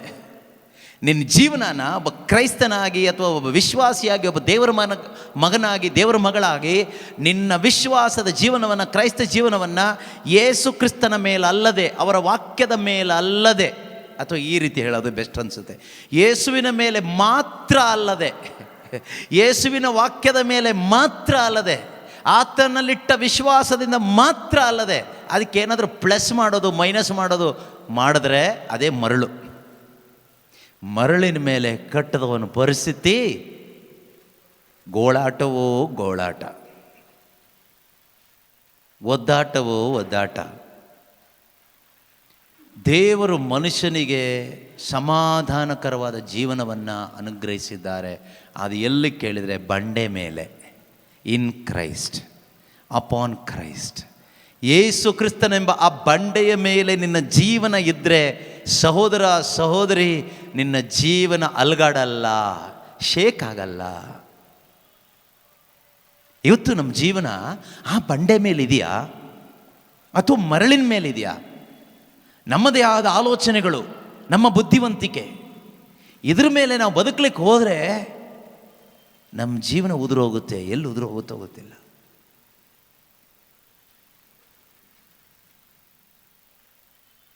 ಬಂಡೆ ಮೇಲೆ ಕಟ್ಕೊಳ್ಳಿಕ್ಕೆ ಏನು ಬೇಕು? ಬಂಡೆ ಮೇಲೆ ಕಟ್ಕೊಳ್ಳಿಕ್ಕೆ ಮೊದಲನೇದಾಗಿ ನಮಗೆ ದೇವರ ಮೇಲೆ ನಂಬಿಕೆ ಬೇಕು. ಏನು ಬೇಕು? ದೇವರ ಮೇಲೆ ನಂಬಿಕೆ ಬೇಕು. ನಾವೊಬ್ಬರು ಮಾತನ್ನ ಅನುಸರಣೆ ಮಾಡಬೇಕಾದ್ರೆ ಅವ್ರನ್ನ ನಂಬಬೇಕೋ ಬೇಡವೋ? ಆ ಮನುಷ್ಯನ ಮೇಲೆ ನಂಬಿಕೆ ಇರೋದ್ರಿಂದ ತಾನೇ ಅವ್ರು ಹೇಳಿದ ಮಾತು ಕೇಳ್ತೀವಿ ಅಲ್ವಾ? ಅದೇ ರೀತಿ ದೇವ್ರ ಮೇಲೆ ನಂಬಿಕೆ ಇದ್ದವನು ದೇವ್ರು ಹೇಳಿದ್ ಕೇಳ್ತಾನೆ. ದೇವ್ರ ಮೇಲೆ ನಂಬಿಕೆ ಇಲ್ಲದೆ ಇದ್ದವನು ಪ್ರಾರ್ಥನೆ ಮಾಡೋಕ್ಕೆ ದೇವ್ರ ಮೇಲೆ ನಂಬಿಕೆ ಬೇಕೋ ಬೇಡವೋ? ಅದೇನು ಬೇಕಾಗಿಲ್ಲ. ಪ್ರಾರ್ಥನೆ ಯಾರು ಮಾಡ್ಬೋದು, ಪ್ರಾರ್ಥನೆ ಯಾರು ಮಾಡ್ಬೋದು, ಕಷ್ಟದಲ್ಲಿದ್ದವರೆಲ್ಲ ಮಾಡ್ತಾರೆ. ಆದರೆ ದೇವರು ಹೇಳಿದ ಕೇಳಬೇಕಾದ್ರೆ ದೇವರ ಮೇಲೆ ನಮಗೆ ನಂಬಿಕೆ ಇದ್ದರೆ ಮಾತ್ರನೇ ಸಾಧ್ಯ. ಇವತ್ತು ನಿಜವಾಗಲೂ ದೇವರ ಮೇಲೆ ನಂಬಿಕೆ ಇದ್ದರೆ ಈ ಮಾತುಗಳು ದೇವರು ನನಗಿವತ್ತು ಹೇಳ್ತಾ ಇದ್ದಾರೆ. I must be serious about this ಅಂದರೆ ದಿಸ್ ವರ್ಡ್ ಆಫ್ ಗಾಡ್. ಈ ವಾಕ್ಯದ ವಿಷಯದಲ್ಲಿ. ಯಾವ ವಾಕ್ಯದ ವಿಷಯದಲ್ಲಿ? ಈ ಲೋಕದಲ್ಲಿ ಮನುಷ್ಯನು ಪಡುವ ಎಲ್ಲ ಪ್ರಯಾಸದಿಂದ ಅವನಿಗೆ ದೊರಕುವ ಲಾಭವಾದರೂ ಏನು? ಅರ್ಥ ಆಗಬೇಕು, ಏನೂ ಇಲ್ಲ ಅಂತ ಉಪದೇಶಕನೇ ಹೇಳ್ತಾನೆ. ಏನಂತ ಹೇಳ್ತಾನೆ? 2ನೇ ವಾಕ್ಯದಲ್ಲಿ ಹೇಳ್ತಾನೆ, ಉಪದೇಶಕನು ಹೇಳುವುದನ್ನು ಕೇಳಿ ವ್ಯರ್ಥಗಳಲ್ಲಿ ವ್ಯರ್ಥ, ವ್ಯರ್ಥವೇ ವ್ಯರ್ಥ, ಎಲ್ಲವೂ ವ್ಯರ್ಥ. ಎಲ್ಲ ಹೇಗಿರುತ್ತಂತೆ? ಎಲ್ಲವೂ ಗಾಳಿಯನ್ನು ಹಿಡಿಯಲು ಬೆನ್ನಟ್ಟಿದಂತೆ ಎಲ್ಲವೂ ವ್ಯರ್ಥ. 14ನೇ ವಾಕ್ಯ ಓದಿ ನೋಡೋಣ. ಲೋಕದಲ್ಲಿ ನಡೆಯುವ ಎಲ್ಲ ಕಾರ್ಯಕಲಾಪಗಳನ್ನು ಗಮನಿಸಿದ್ದೇನೆ. ಗಾಳಿಯನ್ನು ಹಿಡಿಯಲು ಬೆನ್ನಟ್ಟಿದಂತೆ ಎಲ್ಲವೂ, ಗಾಳಿಯನ್ನು ಹಿಡಿಯಲು ಬೆನ್ನಟ್ಟಿದಂತೆ ಎಲ್ಲವೂ ವ್ಯರ್ಥ. ಕೆಲವರು ಹೇಳ್ಬೋದಲ್ಲ, ನಾವು ಎಷ್ಟು ಕಷ್ಟಪಟ್ಟು ಈ ಮನೆ ಕಟ್ಟಿದ್ದೀವಿ ಗೊತ್ತಾ? ದೇವ್ರು ಹೇಳ್ತಾರೆ ವ್ಯರ್ಥವೋ ವ್ಯರ್ಥ, ವ್ಯರ್ಥಗಳಲ್ಲಿ ವ್ಯರ್ಥ. ಯಾಕಪ್ಪ? ಜೀವಮಾನ ಇರೋದೊಂದು ಜೀವಮಾನ ಅಲ್ಪ ಆಯಸ್ಸು, ಅದಕ್ಕಿಷ್ಟೆಲ್ಲ ಕಷ್ಟಪಟ್ಟು ಕೋಟಿಗಳು ಲಕ್ಷಗಳು ಹಾಕಿ ಸುಳ್ಳು ಸಾಲ ಎಲ್ಲ ಮಾಡಿ ಯಾಕಪ್ಪ ಕಟ್ಟಿದೆ? ಯಾಕೆ ಒದ್ದಾಟ ನಿನಗೆ? ದೊಡ್ಡ ಮನೆ ಕಟ್ಟಿದೆ, ಮದುವೆ ಆದೆ, ಹೆಂಡತಿ ಓಡೋಗ್ಬಿಟ್ಲು. ಎಷ್ಟೋ ಫ್ಯಾಮಿಲಿಲಿ ಕೆಲವ್ರಿಗೆ ಕೇಳ್ತಾರೆ, ನಗು ಬರುತ್ತೆ. ಏನು ಹೇಳೋದು ಅವರಿಗೆ? ಬ್ರದರ್, ಎಷ್ಟು ಕಷ್ಟಪಟ್ಟು ಮನೆ ಕಟ್ಟು ಮದುವೆ ಆಗಿ ನನ್ನ ಕಾಲ ಮೇಲೆ ನಿಂತು ಮದುವೆ ಆದೆ, ಹೆಂಡತಿ ನೋಡಿದ್ರೆ ಹಿಂಗೆ ಮಾಡಿಬಿಟ್ಲು ಬ್ರದರ್. ಅಲ್ಲ, ಅವಳು ಕರೆಕ್ಟ್ ಮಾಡಿದ್ದಾಳೆ, ನೀನು ಮಾಡಿದ್ದಕ್ಕೂ ಅವಳಿಗೆ ಕರೆಕ್ಟ್ ಇದೆ. ನೀನು ಬಿತ್ತಿದ್ದನ್ನು ನೀನು ಕೊಯ್ದಿದೆಯಾ? ದೇವರೇನು ಹೇಳಿದರು? Do not love the world and things of this world. ಲೋಕವನ್ನಾಗಲಿ ಲೋಕದಲ್ಲಿ ಇರುವುದನ್ನಾಗಲಿ ಪ್ರೀತಿಸಬೇಡ, ಈ ಹಣ್ಣು ತಿನ್ನಬೇಡ ಅಂತ ಹೇಳಿದರು. ನೀನು ತಿಂದೆ, ಅನ್ಭವಿಸೀಗ. ಅಲ್ಲ, ನಾವೆಷ್ಟು ಕಷ್ಟಪಟ್ಟು ಮಕ್ಕಳು ಚೆನ್ನಾಗಿರಲಿ ಅಂತ ಒಳ್ಳೆ ಎಲ್ಲರೂ ಸಾಧಾರಣ ಸ್ಕೂಲಲ್ಲಿ ಕಳಿಸಿದ್ರೆ ನಮ್ಮ ಮಕ್ಳಿಗೆ ಮಾತ್ರ ದೊಡ್ಡ ಸ್ಕೂಲಲ್ಲಿ ಕಳಿಸಿ ಇಷ್ಟು ಡೊನೇಷನ್ ಕೊಟ್ಟು ಎಲ್ಲ ಮಾಡಿ ಲಾಸ್ಟಿಗೆ ಅವ್ರಿಗೆ ಫೋನ್ ಕೊಟ್ಟು, ಕೇಳಿದ ಕಾರ್ ಕೊಟ್ಟು, ಬೈಕ್ ಕೊಟ್ಟು, ಬಟ್ಟೆ ಕೊಟ್ಟು, ಎಲ್ಲ ಕೊಟ್ಟು ಲಾಸ್ಟಿಗೆ ಇವತ್ತು ನೋಡಿದರೆ ಡ್ರಗ್ಸ್ ಅಂತೆ, ಪೊರ್ನೋಗ್ರಫಿ ಅಂತೆ, ಯಾವಳನ್ನೋ ಕಟ್ಕೊಂಡು ಓಡೋದಾ, ಇನ್ನೊಬ್ಬನ ಕಟ್ಕೊಂಡು ಓಡೋದು. ಕ್ರಿಶ್ಚಿಯನ್ನೇ ಅಲ್ಲ, ಎಲ್ಲೋ ಹೋಗಿ ಹೇಗೋ ಬದುಕ್ತಾ ಇದ್ದಾರೆ. ಲಿವಿಂಗ್ ಟುಗೆದರ್ ಅಂತೆ, ಎಲ್ಲೋ ಲಾಡ್ಜಲ್ಲಿ ಇಬ್ಬರು ಮಲ್ಕೊಂಡಿದ್ದಾರೆ, ಒಟ್ಟಿಗೆ ಬದುಕ್ತಾ ಇದ್ದಾರೆ, ಎಲ್ಲೋ ರೂಮ್ ಮಾಡಿಕೊಂಡು. ಇದೆಲ್ಲ ಬೇಕಾ ಬ್ರದರ್? ನೀನೇ ಬಿತ್ತಿದ್ದಲ್ವಾ, ನೀನೇ ಕೊಯ್ತಾ ಇದೀಯ. ದೇವ್ರ ವಾಕ್ಯ ಸುಳ್ಳಾಗೋದಿಲ್ಲ. ನಾವು ಸುಮ್ಮನೆ ಕ್ಯಾಂಡಲ್ ಅಂಟಿಸ್ಕೊಂಡು ನಾಟಕ ಮಾಡಿ ಏನು ಪ್ರಯೋಜನ? ದೇವರು ಹೇಳಿದ ಮಾತನ್ನು ಕೇಳ್ಕೊಂಡು ಬದುಕ್ಬಿಟ್ರೆ ನೆಮ್ಮದಿಯಾಗಿ ಬದುಕ್ಬೋದು ಪ್ರಿಯರೇ, ನೆಮ್ಮದಿಯಾಗಿ ಬದುಕ್ಬೋದು. ನಮ್ಮ ನೆಮ್ಮದಿ ಅರ್ಧ ಹಾಳು ಮಾಡಿರೋದು ಯಾರು ಗೊತ್ತಾ? ನಮ್ಮಂಥ ಕರಿಸ್ಮ್ಯಾಟಿಕ್ ಬೋಧಕರೇ ಈ ನೆಮ್ಮದಿ ಹಾಳು ಮಾಡಿರೋದು. ಅಲ್ಲಿ ಧ್ಯಾನ, ಇಲ್ಲಿ ಧ್ಯಾನ, ಅಲ್ಲಿ ಬೋಧನೆ, ಇಲ್ಲಿ ಬೋಧನೆ ಅಂತ ಹೋಗ್ತೀರಿ. ಅವರಿಷ್ಟ ಬಂದಿದ್ದ ಕಥೆಗಳೆಲ್ಲ ಹೇಳ್ತಾರೆ, ಸುಳ್ಳು ಆಶ್ವಾಸನೆಗಳೆಲ್ಲ ಕೊಡ್ತಾರೆ. ಇದೋ ದೇವರು ಬರ್ತಾ ಇದ್ದಾರೆ, ನಿಮ್ಮ ಆಸೆ ಎಲ್ಲ ಈಡೇರಿಸ್ತಾರೆ, ಇದೋ ದೇವ್ರು ಇಲ್ಲೇ ಬಂದಿದ್ದಾರೆ, ಏನೇನು ಬೇಕೆಲ್ಲ ಕೇಳ್ಕೊಳ್ಳಿ. ಪಾಪ ಈ ಜನ ಬಾಯಿ ಬಡ್ಕೊಂಡು ಎದೆ ಬಡ್ಕೊಂಡು ಕ್ಯಾನ್ ಹಿಡ್ಕೊಂಡು ಈಗ ದೇವ್ರು ಮಾಡ್ತಾರೆ ಮಾಡ್ತಾರೆ ಮಾಡ್ತಾರೆ ಅಂದ್ಕೊಂಡು ಹೋಗ್ತಾರೆ. ಮಾನಸಾಂತರ ಪಡು, ಪಾಪಕ್ಕೆ ವಿಮುಖನಾಗು, ದೇವ್ರ ಹತ್ರ ಕ್ಷಮೆ ಕೇಳು. ದೇವರೇ, ನೀನು ತಿನ್ನಬಾರದು ಎಂದು ಹೇಳಿದ ಹಣ್ಣನ್ನು ನಾನು ಮತ್ತೆ ಮತ್ತೆ ತಿಂದು ತಿಂದು ತಿಂದು ನನ್ನ ಜೀವನ ಹಾಳು ಮಾಡ್ಕೊಬಿಟ್ಟೆ, ದೇವರೇ ನನ್ನನ್ನು ಕ್ಷಮಿಸಿ ಅಂತ ಕ್ಷಮೆ ಕೇಳಿ ಬರೋದಾದರೆ ಖಂಡಿತವಾಗಲೂ ನಿನ್ನ ಜೀವನನೇ ಒಂದು ಆಶೀರ್ವಾದ ಆಗುತ್ತೆ. ನೀನು ಎಷ್ಟೇ ದೊಡ್ಡ ಪಾಪಿ ಆಗಿರು, ಎಷ್ಟೇ ಕೆಟ್ಟವನೇ ಆಗಿರು, ಎಂಥ ಕೀಳುಮಟ್ಟದಲ್ಲೇ ಇರು, ಈ ಪ್ರಪಂಚಕ್ಕೆ ನಿನ್ನ ರಿಪೇರಿ ಮಾಡೋಕ್ಕಾಗಲ್ಲ. ಈ ಪ್ರಪಂಚದಲ್ಲಿರುವ ಜನ್ಮ ಕೊಟ್ಟ ಅಪ್ಪ ಅಮ್ಮಂಗೂ ನಿನ್ನನ್ನು ಸ್ವೀಕಾರ ಮಾಡೋದು ಕಷ್ಟ ಆಗ್ಬೋದು, ನಿನ್ನ ಹೆಂಡತಿಗೆ ಅಥವಾ ಗಂಡನಿಗೆ ನಿನ್ನನ್ನು ಸ್ವೀಕಾರ ಮಾಡೋದು ಕಷ್ಟ ಆಗ್ಬೋದು. ಯಾಕೆಂದರೆ ಕೆಲವೊಮ್ಮೆ ಕುಟುಂಬ ಜೀವನ ಒಂದು ಸರಿ ಒಡೆದೋಗ್ಬಿಟ್ಟ ಮೇಲೆ ಗಂಡ ಕೈ ಬಿಟ್ಟಿರ್ತಾನೆ ಅಥವಾ ಹೆಂಡತಿ ಕೈ ಬಿಟ್ಟಿರ್ತಾಳೆ. ಕಾರಣ, ನೀನು ಬೇರೆ ಸಂಪರ್ಕದಲ್ಲಿದೆಯಾ, ಬೇರೆ ಸಂಬಂಧ ಇಟ್ಕೊಂಡಿದೀಯಾ, ನೀನು ಹೊರಟೋಗ್ಬಿಡು, ಡೈವರ್ಸ್ ತಗೊಂತ ಡೈವರ್ಸ್ ಕೊಟ್ಟು ಕಳಿಸಿರ್ಬೋದು, ಅವ್ರು ಇನ್ನೊಬ್ಬರನ್ನ ಮದುವೆ ಆಗಿರ್ಬೋದು. ಆದರೆ ವಾಪಸ್ ಬಂದಾಗ ಈಗ ಅವಳು ಸೇರಿಸ್ಕೊಳ್ಳೋಕೆ ಅವಳು ಇನ್ನೊಬ್ಬನ ಜೊತೆಗೆ ಬದುಕ್ತಾ ಇದ್ದಾಳಲ್ಲ, ಅಥವಾ ಅವನು ಇನ್ನೊಬ್ಬನ ಜೊತೆಗೆ ಬದುಕ್ತಾ ಇದ್ದಾನೆ, ಹೇಗೆ ಸೇರಿಸ್ಕೊಳ್ಳಿಕ್ಕಾಗುತ್ತೆ? ನಿನಗೆ ಮತ್ತೆ ಆ ಹೆಂಡತಿ ಆ ಗಂಡ ಸಿಗದೇ ಇರ್ಬೋದು. ಆದರೆ ಜನ್ಮ ಕೊಟ್ಟ ತಂದೆ ತಾಯಿನೂ ಕೈ ಬಿಟ್ಟಿರ್ಬೋದು, ಆದರೆ ದೇವರು ಯಾವತ್ತೂ ಕೈ ಬಿಡಲ್ಲ. ನೀನು ಎಷ್ಟೇ ಕೀಳು ಮಟ್ಟದಿಂದ, ಎಷ್ಟೇ ಪಾಪದ ದುರವಸ್ಥೆಯಿಂದ ನೀನು ವಾಪಸ್ ಬಂದರೂ ಕೂಡ ನಿನ್ನನ್ನು ಏನೂ ಪಾಪ ಮಾಡದವನ ಹಾಗೆ, ನೀತಿವಂತನ ಹಾಗೆ ನಿನ್ನನ್ನು ಸ್ವೀಕಾರ ಮಾಡಲಿಕ್ಕೆ ಆಗೋದು ಒಬ್ರಿಗೆ ಮಾತ್ರನೇ, ಅದು ದೇವರಿಗೆ ಮಾತ್ರನೇ, ತಂದೆಯಾದ ದೇವರಿಗೆ ಮಾತ್ರನೇ. ಅಂಥ ಒಳ್ಳೆ ದೇವ್ರನ್ನ ನಾವು ಅರ್ಥ ಮಾಡ್ಕೊಳ್ದೇನೆ ನಾವು ಮನುಷ್ಯರ ಹಿಂದೆ ಬಿದ್ದಿದ್ದೀವಲ್ಲ, ಎಂಥ ಮುಟ್ಟಾಳ್ರು ನಾವು. ಅಯ್ಯೋ ಬ್ರದರ್, ನನ್ನ ಗಂಡ ನನ್ನನ್ನು ಅರ್ಥ ಮಾಡ್ಕೊಳ್ತಾ ಇಲ್ಲ, ನನ್ನ ಹೆಂಡತಿ ನನ್ನನ್ನು ಅರ್ಥ ಮಾಡ್ಕೊಳ್ತಾ ಇಲ್ಲ, ನನ್ನ ಅಪ್ಪ ಅಮ್ಮ ನನ್ನ ಅರ್ಥ ಮಾಡ್ಕೊಳ್ತಾ ಇಲ್ಲ, ನನ್ನ ಮಕ್ಕಳು ನನ್ನನ್ನು ಅರ್ಥ ಮಾಡ್ಕೊಳ್ತಾ ಇಲ್ಲ, ನನ್ನ ಫ್ರೆಂಡ್ಸ್ ನನ್ನನ್ನು ಅರ್ಥ ಮಾಡ್ಕೊಳ್ತಾ ಇಲ್ಲ. ಅವರಿಗೆ ಅವರೇ ಅರ್ಥ ಆಗಿಲ್ಲ, ನಿನ್ನೆಲ್ಲಿಂದ ಅರ್ಥ ಮಾಡ್ಕೊಳ್ತಾರೆ? ಅವರಿಗೆ ಅವ್ರು ಯಾಕೆ ಹೀಗೆ ಅಂತ ಅವರಿಗೆ ಅರ್ಥ ಆಗಿಲ್ಲ, ಅವ್ರು ನಿನ್ನನ್ನು ಹೇಗೆ ಅರ್ಥ ಮಾಡ್ಕೊಳ್ತಾರೆ ಹೇಳು? ನೀನು ಏನೆಲ್ಲ ನಾಟಕ ಮಾಡಿದ್ರು, ಡ್ರಾಮಾ ಮಾಡಿದ್ರು, ಎಕ್ಸ್ಟ್ರಾ ಫಿಟ್ಟಿಂಗ್ ಮಾಡಿದ್ರು, ಅವ್ರು ನಿನ್ನನ್ನು ಅರ್ಥ ಮಾಡ್ಕೊಳ್ಳೋ ಥರ ನಾಟಕ ಮಾಡ್ತಾರೆ, ಆದರೂ ನೀನು ಅರ್ಥ ಆಗಿರೋದಿಲ್ಲ ಅವರಿಗೆ. ಅದಕ್ಕೆ ನೀವು ಕೆಲವು ಟೈಮ್ ಹೇಳೋದು, ಒಂದು ವಾರ ತುಂಬ ಚೆನ್ನಾಗಿದ್ರು ನಮ್ಮ ಯಜಮಾನ್ರು, ಆಮೇಲೆ ಇದ್ದಕ್ಕಿದ್ದಂಗೆ ಏನಾಯ್ತೋ ಗೊತ್ತಿಲ್ಲ, ಉಲ್ಟಾಗ್ಬಿಟ್ರು. ಅದೇ ಒಂದು ವಾರ ಅರ್ಥ ಮಾಡ್ಕೊಂಡಂಗೆ ನಾಟಕ ಮಾಡಿದರು, ಒಂದು ವಾರ ಆದಮೇಲೆ ಅವ್ರು ಒರಿಜಿನಲ್ ಮುಖ ತೋರಿಸಿದ್ರು ಅಷ್ಟೇ. ಪ್ರಪಂಚದಲ್ಲಿ ಒರಿಜಿನಲ್ ಅಂತ ಯಾರೂ ಇಲ್ಲ, ಆಯಿತಾ? ಎಲ್ಲ ಡೂಪ್ಲಿಕೇಟ್ಗಳೇ. ಒರಿಜಿನಲ್ ದೇವರು ಮಾತ್ರನೇ, ನೆನ್ಪಿಟ್ಕೊಳ್ಳಿ. ಎಲ್ಲ ಡೂಪ್ಲಿಕೇಟೇ. ಡೂಪ್ಲಿಕೇಟ್ ಅಂದ್ರೇನು? ಬೈಬಲ್ ಹೇಳೋ ಪ್ರಕಾರ ಮಾನವರು ಎಲ್ಲರೂ ಪಾಪಿಗಳೇ, ಎಲ್ಲರೂ ಪಾಪಿಗಳೇ. ಆದರೆ ದೇವರು ನಮ್ಮನ್ನು ನೀತೀಕರಿಸಿರ್ಬೋದು ಅಷ್ಟೇ. ದೇವರಿಗೆ ಮಾತ್ರ ಆಗುತ್ತೆ ನಮ್ಮನ್ನು ಸ್ವೀಕಾರ ಮಾಡಲಿಕ್ಕೆ, ಯಾವ ಮನುಷ್ಯನೂ ಆಗಲ್ಲ. ಅದಕ್ಕೆ ಯೇಸು ಹೇಳಿದ್ದು, ನನ್ನ ಈ ಮಾತನ್ನು ಕೇಳುವವನು ಬಂಡೆ ಮೇಲೆ ಮನೆ ಕಟ್ಕೊಂಡು ಒಂಥರ ಇರ್ತಾನೆ, ಅವನ್ನ ಬೀಳ್ಸೋಕ್ಕೆ ಯಾರಿಗೂ ಆಗೋದಿಲ್ಲ. ಈ ಪ್ರಪಂಚದಲ್ಲಿ ಏನೇ ಒಂದು ಗಾಳಿ ಬಂದರು, ಏನೇ ಅಲೆಗಳು ಬಂದರು, ಅದು ಎಂಥದ್ದೇ ಟೆನ್ಷನ್ ಬಂದರು, ಎಂಥ ಸಂಕಟಗಳು ನಿನ್ನ ಜೀವಿತದಲ್ಲಿ ಬಂದರೂ ಕೂಡ ನೀನು ವಿಶ್ವಾಸದಲ್ಲಿ ಬಿದ್ದು ಹೋಗಲ್ಲ, ಕುಸಿದು ಹೋಗಲ್ಲ. ಯೋಬನ ಹಾಗೆ ಗಟ್ಟಿಯಾಗಿ ನಿಂತ್ಕೊಳ್ತೀಯ. ದೇವರು ಕೊಟ್ಟರು, ದೇವರು ತಗೊಂಡ್ರಿ. ಈಗ ಕೊಡಲಿಕ್ಕೆ ದೇವರಿಗೆ ಕೆಪಾಸಿಟಿ ಇದ್ದರೆ ತೆಗೆದುಕೊಳ್ಳಿಕ್ಕೂ ದೇವರಿಗೆ ಹಕ್ಕಿದೆ. Let him take what ever he want. ಯಾಕಂದ್ರೆ ನಂದೇನೂ ಇಲ್ಲ, ನಾನು ಬರಿಗೈಯಲ್ಲಿ ಬಂದವನು, ನಾನು ಹೋಗೋದು ಬರಿಗೈಯಲ್ಲೇ. ನಾನು ಯಾಕೆ ಟೆನ್ಷನ್ ಮಾಡ್ಕೊಳ್ಳಿ? ಅಯ್ಯೋ ಅವ್ರು ನನ್ನ ಆಸ್ತಿ ತೊಗೊಂಡ್ಬಿಟ್ರು. ಆಸ್ತಿ ತೊಗೊಂಡ ಬಂದ್ರಿ, ಬರಬೇಕಾದ್ರೆ ತಗೊಂಡು ಹೋಗ್ಲಿ ಬಿಡಿ. ಅಯ್ಯೋ ಅವ್ರು ನಮ್ಮದು ಒಡವೆ ಎಲ್ಲ ಅವ್ರು ತೊಗೊಬಿಟ್ರು, ನೀನು ಬರ್ಬೇಕಾದ್ರೆ ಒಡವೆ ಹಾಕ್ಕೊಂಡ ಬಂದೆ, ಹೋಗಲಿ ಬಿಡು. ಅಯ್ಯೋ ನಮ್ಮ ಹೆಸರು ಹಾಳು ಮಾಡಿಬಿಟ್ರು, ನೀನು ಬರಬೇಕಾದ್ರೆ ನೀನು ದೊಡ್ಡ ಹೆಸರು ಟೈಟಲ್ ಇಟ್ಕೊಂಡ ಬಂದೆ, ನಿನಗೆ ನಾಮಕರಣ ಮಾಡಿದ ಮೇಲೆ ತಾನೇ ಒಂದು ಹೆಸರು ಸಿಕ್ತು. ಹೆಸರು ಹಾಳು ಮಾಡಿಬಿಟ್ರು, ಹೋಗ್ಲಿ ಬಿಡು, ಹಾಳಾದರೆ ಹೋಗಲಿ, ಹೆಸರು ತಾನೇ ಹೋಯ್ತು, ನಿನ್ನ ಆತ್ಮ ಹಾಳಾಗಿ ಹೋಗಿಲ್ಲಲ್ಲ.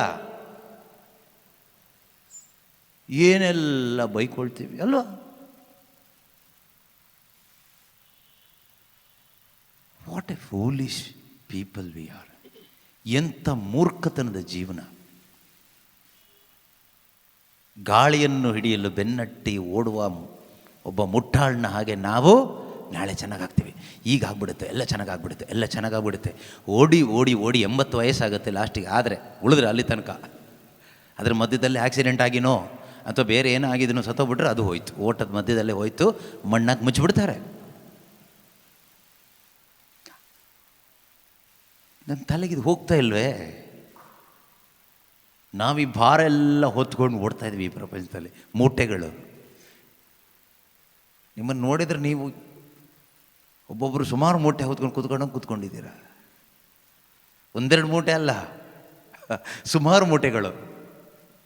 ಇದನ್ನೆಲ್ಲ ಯಾವತ್ತು ತಿಳಿಸ್ತಿರೋ ದೇವ್ರಿಗೆ ಮಾತ್ರ ಗೊತ್ತು. ಇದನ್ನು ಇಳಿಸೋಕೆ ದೇವರೇನೋ ಇಳಿಸ್ತಾರಂತ ತಿಳ್ಕೊಬೇಡಿ, ನೀನೇ ಇಳಿಸ್ಬೇಕು.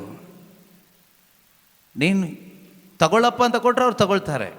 ದೇವ್ರು ಹೇಳ್ತಾರಲ್ಲ, ನಿನ್ನ ಚಿಂತಾಭಾರವನ್ನೆಲ್ಲ ನನ್ನ ಮೇಲೆ ಹಾಕಿ ಅಂತ. ತಗೋಪ್ಪ ಅಂತ ಆ ಕಡೆ ಹಾಕಿದರೆ ಅವ್ರು ತಗೊಳ್ತಾರೆ. ಇದನ್ನೆಲ್ಲ ಹೊತ್ಕೊಂಡು ನೀನು ಹೋಗೋದಾದರೆ ನಿನಗೆ ಬಿಟ್ಟಿದ್ದು. ಈಗ ಹೋಗೋ ದಾರಿಲಿ ಹಾರ್ಟ್ ಅಟ್ಯಾಕ್ ಆಗ್ಬಿಟ್ರೆ ಏನು ಮಾಡ್ತೀಯಪ್ಪ? ಇಷ್ಟೆಲ್ಲ ಟೆನ್ಷನ್ ಇಟ್ಕೊಂಡು.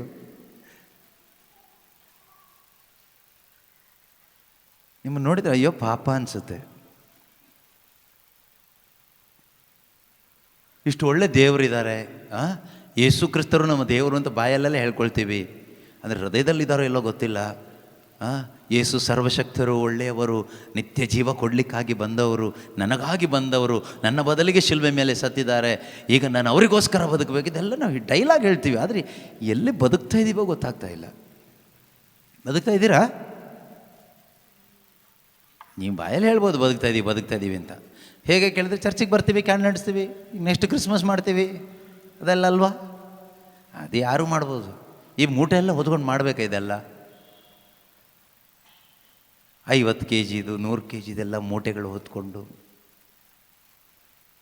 ಅದಕ್ಕೆ ಏಸು ಕರೆದಿರೋದು, ದುಡಿದು ಭಾರ ಹೊತ್ತು ಬಳಲಿ ಬೆಂಡಾಗಿರುವ ಸರ್ವ ಜನರೇ ನೀವೆಲ್ಲರೂ ನನ್ನ ಬಳಿಗೆ ಬನ್ನಿ, ನಾನು ನಿಮಗೆ ವಿಶ್ರಾಂತಿ ಕೊಡ್ತೀನಿ. ಆದರೂ ನಾವು ಬರಲ್ಲ, ಆದರೂ ನಾವು ಮಠ ಮಂತ್ರ ಮಾಡೋರು ಹಿಂದೆನೇ ಓಡ್ತೀವಿ, ಆದರೂ ಈ ಕರಿಸ್ಮ್ಯಾಟಿಕ್ ಬ್ರದರ್ಗಳ ಹಿಂದೆನೇ ಓಡ್ತೀವಿ, ಆದರೂ ಅಲ್ಲಿ ಧ್ಯಾನ ಇಲ್ಲಿ ಧ್ಯಾನ ಅಂತ ಓಡ್ತೀವಿ, ಆದರೂ ಅಲ್ಲಿ ಇಲ್ಲಿ ಏನೋ ಸಿಗುತ್ತೆ ಅಂತ ಓಡ್ತೀವಿ. ಏಸು ಕರೆದಿರೋದು ಅಲ್ಲಿ ಹೋಗಿ ಇಲ್ಲಿ ಹೋಗಿ ಅಂತ ಅಲ್ಲ. ಮತ್ತಾಯ 11:28 ಏಸು ಏನು ಹೇಳ್ತಾರೆ?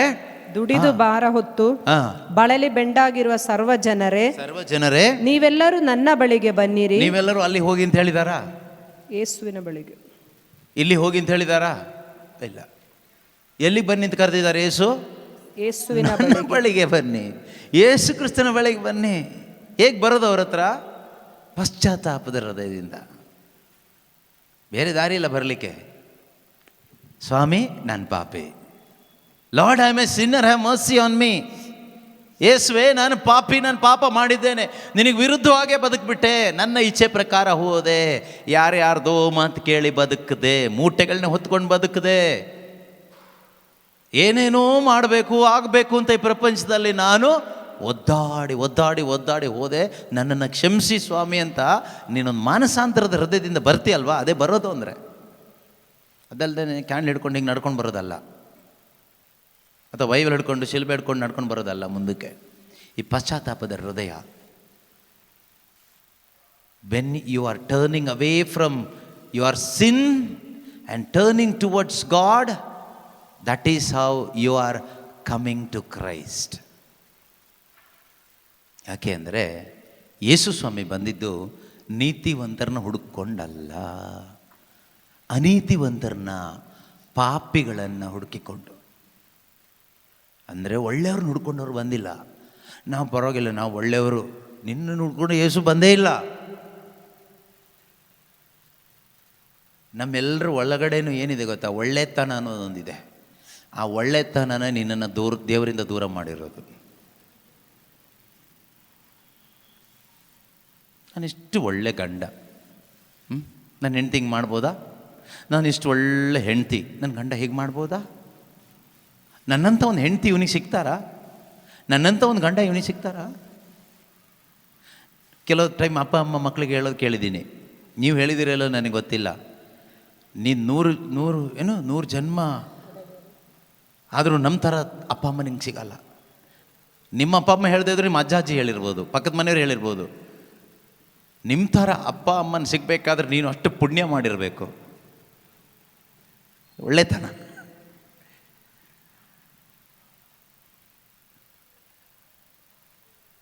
Based on what? Based on dust, based on sand, ಮರಳಿನ ಮೇಲೆ.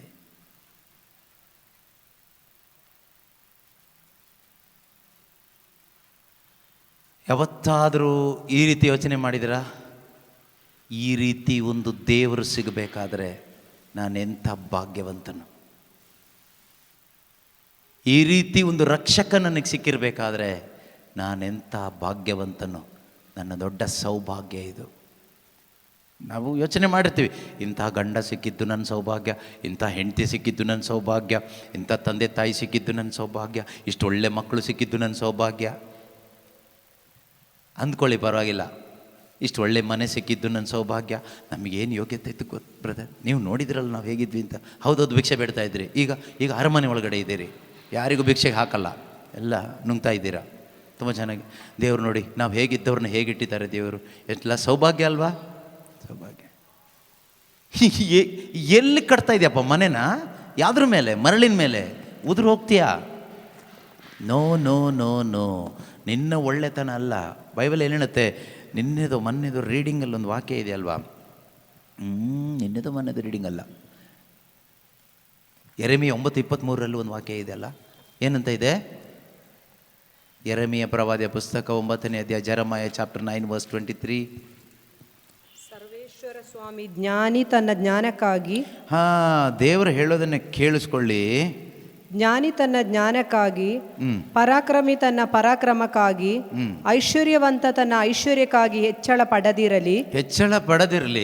ಹೆಚ್ಚಳ ಪಡುವವನು ನನ್ನನ್ನು ತಾನು ತಿಳಿದುಕೊಂಡದಕ್ಕಾಗಿ ಹೆಚ್ಚಳ ಪಡಲಿ. ಅದು ಹೆಂಗೆ ಹೆಚ್ಚಳ ಪಡೋದು? ಇನ್ನೂ ಹೇಳ್ತಾ ಹೋದ್ರೆ ತುಂಬ ಟೈಮ್ ಬೇಕು, ನಮ್ಮ ಹತ್ರ ಅಷ್ಟು ಟೈಮ್ ಇಲ್ಲ. ಆದರೂ ಇರಲಿ, ಕ್ವಿಕ್ಕಾಗಿ ಎಷ್ಟೆಲ್ಲ ಹೇಳಲಿಕ್ಕಾಗುತ್ತೋ ಅಷ್ಟೆಲ್ಲ ಹೇಳ್ತಾ ಹೋಗೋಣ ಈಗ. ಓಕೆ, ಏನು ಹೇಳ್ತಾರೆ? ಸರ್ವೇಶ್ವರ ಸ್ವಾಮಿ ಹೇಳ್ತಾ ಇದ್ದಾರೆ, ದೇವರು ಹೇಳ್ತಾ ಇದ್ದಾರೆ, Thus says the Lord, do not let the wise boast on their wisdom. ನಾವು ಮಾಡ್ತೀವಾ? ಜ್ಞಾನಿ ತನ್ನ ಜ್ಞಾನಕ್ಕಾಗಿ ಹೆಚ್ಚಳ ಪಡದೇ ಇರಲಿ ಅಂತ ವಾಕ್ಯ ಹೇಳುತ್ತೆ. ನಾವು ಹೆಚ್ಚಳ ಪಟ್ಟಿದ್ದೀವಾ? ಹೆಚ್ಚಳ ಪಡ್ತೀವಾ?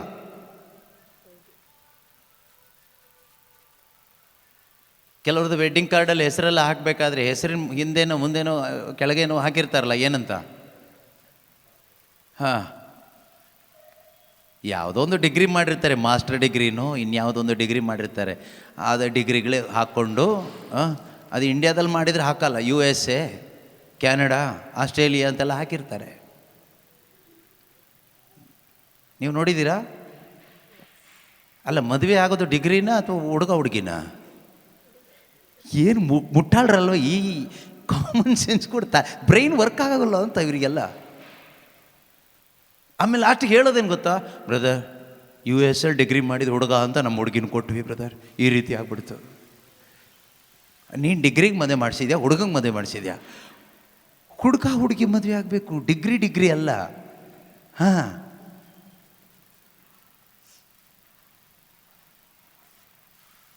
ಕೆಲವ್ರು ಹೇಳೋದು ನೋಡಬೇಕು, ನಮ್ಮ ಮಗನ ಅದರಲ್ಲಿ ಆ ಕಾಲೇಜಲ್ಲಿ ಓದಿಸ್ತಾ ಇದ್ದೀವಿ, ಈ ಸ್ಕೂಲಲ್ಲಿ ಓದಿಸ್ತಾ ಇದ್ದೀವಿ. ಯಾರು ಕೇಳಿದ್ರಿ ಈಗ? ಕೆಲವರು ಸುಮ್ಮನೆ ಕೇಳ್ತಾರೆ. ಮೊನ್ನೆ ಟ್ರೈನಲ್ಲೆಲ್ಲ ಹೋಗ್ಬೇಕಾದ್ರೆ ಹೇಳ್ತಾಯಿದ್ರು, ನನ್ನ ಮಗಳು ಎಲ್ಲೋ ಪೈಲಟ್ ಓದ್ತಾ ಇದ್ದಾಳೆ ಅಂತ. ಪಕ್ಕದ ಹೆಂಗ್ಸ್ ಪಾಪ ಏನೂ ಅಂತ ಕೇಳಲೇ ಇಲ್ಲ, ಇವ್ರು ನಿಮ್ಮ ಮಗಳ ಅಂತ ಕೇಳಿದ್ದಷ್ಟೇ. ಹೌದು, ಮಗಳು ಅಂತ ಹೇಳಿದರೆ ಸಾಕಿತ್ತಲ್ವ. ನನ್ನ ಮಗಳು ಅಲ್ಲೆಲ್ಲ ಓದ್ತಾಳೆ, ಎಲ್ಲ ಯಾವುದೋ ಊರು ಹೇಳಿದ್ದು, ಅಲ್ಲಿ ಓದ್ತಾಳೆ, ಅಲ್ಲಿ ಪೈಲಟ್ ಟ್ರೈನಿಂಗ್ ಮಾಡೋದು, ಪೈಲಟ್ ಆಗಿದ್ದಾಳೆ, ಅದು ಇದು ಅಂತ ಹೇಳಿ. ಪೈಲಟ್ ಆದರೂ ಕೆಳಗಿಳಿಬೇಕು, ಯಾರಾದರೂ ಕೆಳಗಡೆ ಇಳಿಬೇಕು. ಪೈಲಟ್ ಸತ್ರು ಮಣ್ಣಿಗೆ ಹಾಕ್ತಾರೆ, ನಾನು ಸತ್ರು ಮಣ್ಣಿಗೆ ಹಾಕ್ತಾರೆ. ನೀವು ಸತ್ರು ಎಲ್ಲ ಹಾಕ್ತಾರೋ ಗೊತ್ತಿಲ್ಲ, ಟೆನ್ಷನ್ ಮಾಡ್ಕೋಬೇಡಿ. ಮಣ್ಣಿಗೆ ಹಾಕೋದು ಸಿಕ್ಕಿದ್ರೆ, ಆ ಟೈಮಿಗೆ ಬಾಡಿ ಸಿಕ್ಕಿದ್ರೆ, ಒಳ್ಳೆ ರೀತಿಯಲ್ಲಿ ಬಾಡಿ ಇಲ್ಲೆಲ್ಲ ಸಿಕ್ಕಿದ್ರೆ. ಕೆಲವರು ಅದಕ್ಕೋಸ್ಕರ ಒಳ್ಳೆ ಮರಣಕ್ಕಾಗಿ ಪ್ರಾರ್ಥನೆ ಮಾಡೋರು ಇದ್ದಾರೆ, ಒಳ್ಳೆ ಮರಣ ಸಿಗಲಿ ಸ್ವಾಮಿ ಅಂತ. ಎಸ್, ಜ್ಞಾನಿ ತನ್ನ ಜ್ಞಾನಕ್ಕಾಗಿ, ನಾನು ಅದು ತಿಳ್ಕೊಂಡೆ, ಇದು ತಿಳ್ಕೊಂಡೆ, ನಮ್ಮ ಮಕ್ಕಳಿಗೆ ಅದು ಓದಿಸಿದ್ದೀವಿ, ಇದು ಓದಿಸಿದ್ದೀವಿ, MBBS ಮಾಡಿದ್ದೀವಿ, MD ಮಾಡಿದ್ದೀವಿ, ಇನ್ನೊಂದು ಮಾಡಿದ್ದೀವಿ, BBM ಮಾಡಿದ್ದೀವಿ, ಏನೇನೋ ಹೇಳ್ತಾರೆ ಸುಮ್ಮನೆ. ಎಲ್ಲ ಮಾಡಿದ್ದು ಒಳ್ಳೇದೇ, ಆದರೆ ಬೇರೆ ವಿಷಯ ಝೀರೋ. ಇದೆಲ್ಲ ಒಂಥರ ಮರಳಿನ ಮೇಲೆ ಮನೆ ಕಟ್ಕೊಂಡಂಗೆ. ದೇವ್ರು ಹೇಳ್ತಾರೆ, ಜ್ಞಾನಿ ತನ್ನ ಜ್ಞಾನಕ್ಕಾಗಿ ಹೆಚ್ಚಳ ಪಡದೇ ಇರಲಿ. ಯಾಕೆಂದರೆ ದೇವರೊಂದು ದಿವಸ ಏನು ಮಾಡಿದ್ರು ಗೊತ್ತಾ? ಜ್ಞಾನಿಗಳ ಜ್ಞಾನವನ್ನು ಹುಚ್ಚುತನ ಮಾಡಾಕ್ಬಿಟ್ರು. ಜ್ಞಾನಿಗಳ ಜ್ಞಾನವನ್ನು ಹುಚ್ಚುತನ ಮಾಡಿಬಿಟ್ರು ದೇವರು. ಯಾವ ಜ್ಞಾನಿಗೂ ಕಂಡು ಹಿಡಿಲಿಕ್ಕೆ ಆಗಿಲ್ಲ ದೇವರ ಹುಚ್ಚುತನ. ದೇವರು ಹುಚ್ಚುತನ ಅಂದರೆ ಹುಚ್ಚುತನ ಅಲ್ಲ, ಲೋಕದೃಷ್ಟಿನಲ್ಲಿ ದೇವರು ಹುಚ್ಚುತನ. ದೇವರು ಒಬ್ಬನ್ನ ಕಾಪಾಡಲಿಕ್ಕೆ ಅಂತ ಬಂದರೆ ಹೇಗೆ ಸತ್ತೋಗ್ಬಿಟ್ರು ಶಿಲುವೆ ಮೇಲೆ? ಹುಚ್ಚುತನನ, ಬುದ್ಧಿವಂತಿಕೆನೂ ಹುಚ್ಚುತನನ. ನಾನೀಗ ನಿಮ್ಮನ್ನು ಕಾಪಾಡ್ತೀನಿ ಅಂತ ನೀವು ನೀರಿಗೆ ಬಿದ್ದರೆ ಅಂತ ಇಟ್ಕೊಳ್ಳಿ. ನೀರಿಗೆ ಬಿದ್ದು ಓದಾಡ್ತಾ ಇದ್ದೀರಿ ಬಾವಿನಲ್ಲಿ, ನಾನು ಮೇಲೆ ನಿಂತ್ಕೊಂಡಿದ್ದೀನಿ. ನಾನೀಗ ನಿಮ್ಮನ್ನು ಕಾಪಾಡ್ತೀನಿ ಅಂತ ಹೇಳಿ ಏನು ಮಾಡಿದೆ? ಪಕ್ಕದ ಬಾವಿಗೆ ಬಿದ್ದು ಸತ್ತೋಗ್ಬಿಟ್ಟೆ. ನೋಡೋರಿಗೆ ಏನು ಅನಿಸುತ್ತೆ? ಹುಚ್ಚ ನನ್ನ ಮಗ ಕಾಪಾಡ್ತೀನಿ ಅಂತ ಅಲ್ಲಿ ಬಾವಿಲಿ ಬಿದ್ದವನ್ನ ಕಾಪಾಡ್ತೀನಿ ಅಂತ ಹೇಳ್ಬಿಟ್ಟು ಇಲ್ಲಿ ಬಿದ್ದು ಪ್ರಾಣ ಕಳ್ಕೊಂಡೆ, ಇವನು ಯಾವ ಮುಟ್ಟಾಳ ಅಂತ ಹೇಳ್ತಿರೋ ಇಲ್ವೋ? ಯೇಸು ಕ್ರಿಸ್ತರು ಬಂದು ಏನು ಹೇಳಿದರು? ನಾನು ಬಂದಿರುವುದು ಜೀವ ನೀಡಲು, ಸಮೃದ್ಧಿಯಾಗಿ ನೀಡಲು, ಎಲ್ಲರಿಗೂ ಜೀವ ನೀಡಲಿಕ್ಕಾಗಿ ನಾನು ಬಂದಿದ್ದೀನಿ ಅಂತ. ಅದು ಆ ಶಿಲುವೆ ಮೇಲೆ ಎಲ್ಲರೂ ಹೊಡೆದು ಹೊಡೆದು ಹೊಡೆದು ಹೊಡೆದು ಎಲ್ಲರೂ ಕೇಳಿಸ್ಕೊಳ್ಳೋ ಹಾಗೆ, ಈಗೋ ನನ್ನ ಆತ್ಮವನ್ನು ನಿಮಗೆ ಒಪ್ಪಿಸ್ತಾ ಇದ್ದೀನಿ ದೇವರೆಂದು ಪ್ರಾಣ ಕೊಟ್ಟರು. ಇವನ ನಮ್ಮನ್ನು ಕಾಪಾಡಕ್ಕೆ ಬಂದವನು, ಜೀವ ಕೊಡಕ್ಕೆ ಬಂದವನ ಇವನು. ಅವನ ಜೀವನೇ ಉಳಿಸ್ಕೊಳ್ಳಿಕ್ಕಾಗಿಲ್ಲ.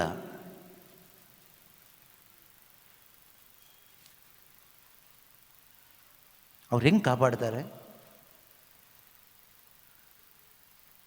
ಅದೇ ನಮ್ಮ ವಿಶ್ವಾಸದ ಮಹಾ ರಹಸ್ಯ, ನಮ್ಮ ರಕ್ಷಣೆಯ ರಹಸ್ಯ ಅದೇನೆ. ಆತನು ತನ್ನ ಮರಣದ ಮುಖಾಂತರ ನಮಗೆ ಜೀವ ಕೊಟ್ಟನು, ನಿತ್ಯ ಜೀವ ಕೊಟ್ಟನು. ಅದು ಹೇಗೆ ಅನ್ನೋದೇ ಶುಭ ಸಂದೇಶ ನಮಗೆ ತಿಳಿಸ್ಕೊಡುತ್ತೆ. ಆ ಜೀವ ನಮಗೆ ಹೇಗೆ ಸಿಕ್ತು ಅನ್ನೋದೇ ಶುಭ ಸಂದೇಶ ನಮಗೆ ತಿಳಿಸ್ಕೊಡುತ್ತೆ. ಬೈಬಲ್ ಓದಬೇಕು ಅಥವಾ ಶುಭ ಸಂದೇಶ ಆಲಿಸಬೇಕು, ಆಗ ನಮಗೆ ಗೊತ್ತಾಗುತ್ತೆ ಏನು ಜೀವ ಸಿಕ್ತು ಅಂತ. ಅದರಿಂದ ಜ್ಞಾನಿಗಳನ್ನೂ ಕೂಡ ದೇವರು ತಲೆ ಕೆಳಗೆ ಮಾಡಿದರು. ಜ್ಞಾನಿ ತನ್ನ ಜ್ಞಾನಕ್ಕಾಗಿ, ಪರಾಕ್ರಮಕ್ಕಾಗಿ. ಈ ಲೋಕದಲ್ಲಿ ಈ 3 ಕ್ಯಾಟಗರಿಯವರು ಇದ್ದಾರೆ ನೋಡಿ. ಜ್ಞಾನಿ ತನ್ನ ಜ್ಞಾನಕ್ಕಾಗಿ, ಪರಾಕ್ರಮಿ ತನ್ನ ಪರಾಕ್ರಮಕ್ಕಾಗಿ, ಐಶ್ವರ್ಯವಂತ ತನ್ನ ಐಶ್ವರ್ಯಕ್ಕಾಗಿ ಹೆಚ್ಚಳ ಪಡದಿರಲಿ. Do not let the wise boast in their wisdom, do not let the mighty boast in their might, do not let the wealthy boast in their wealth.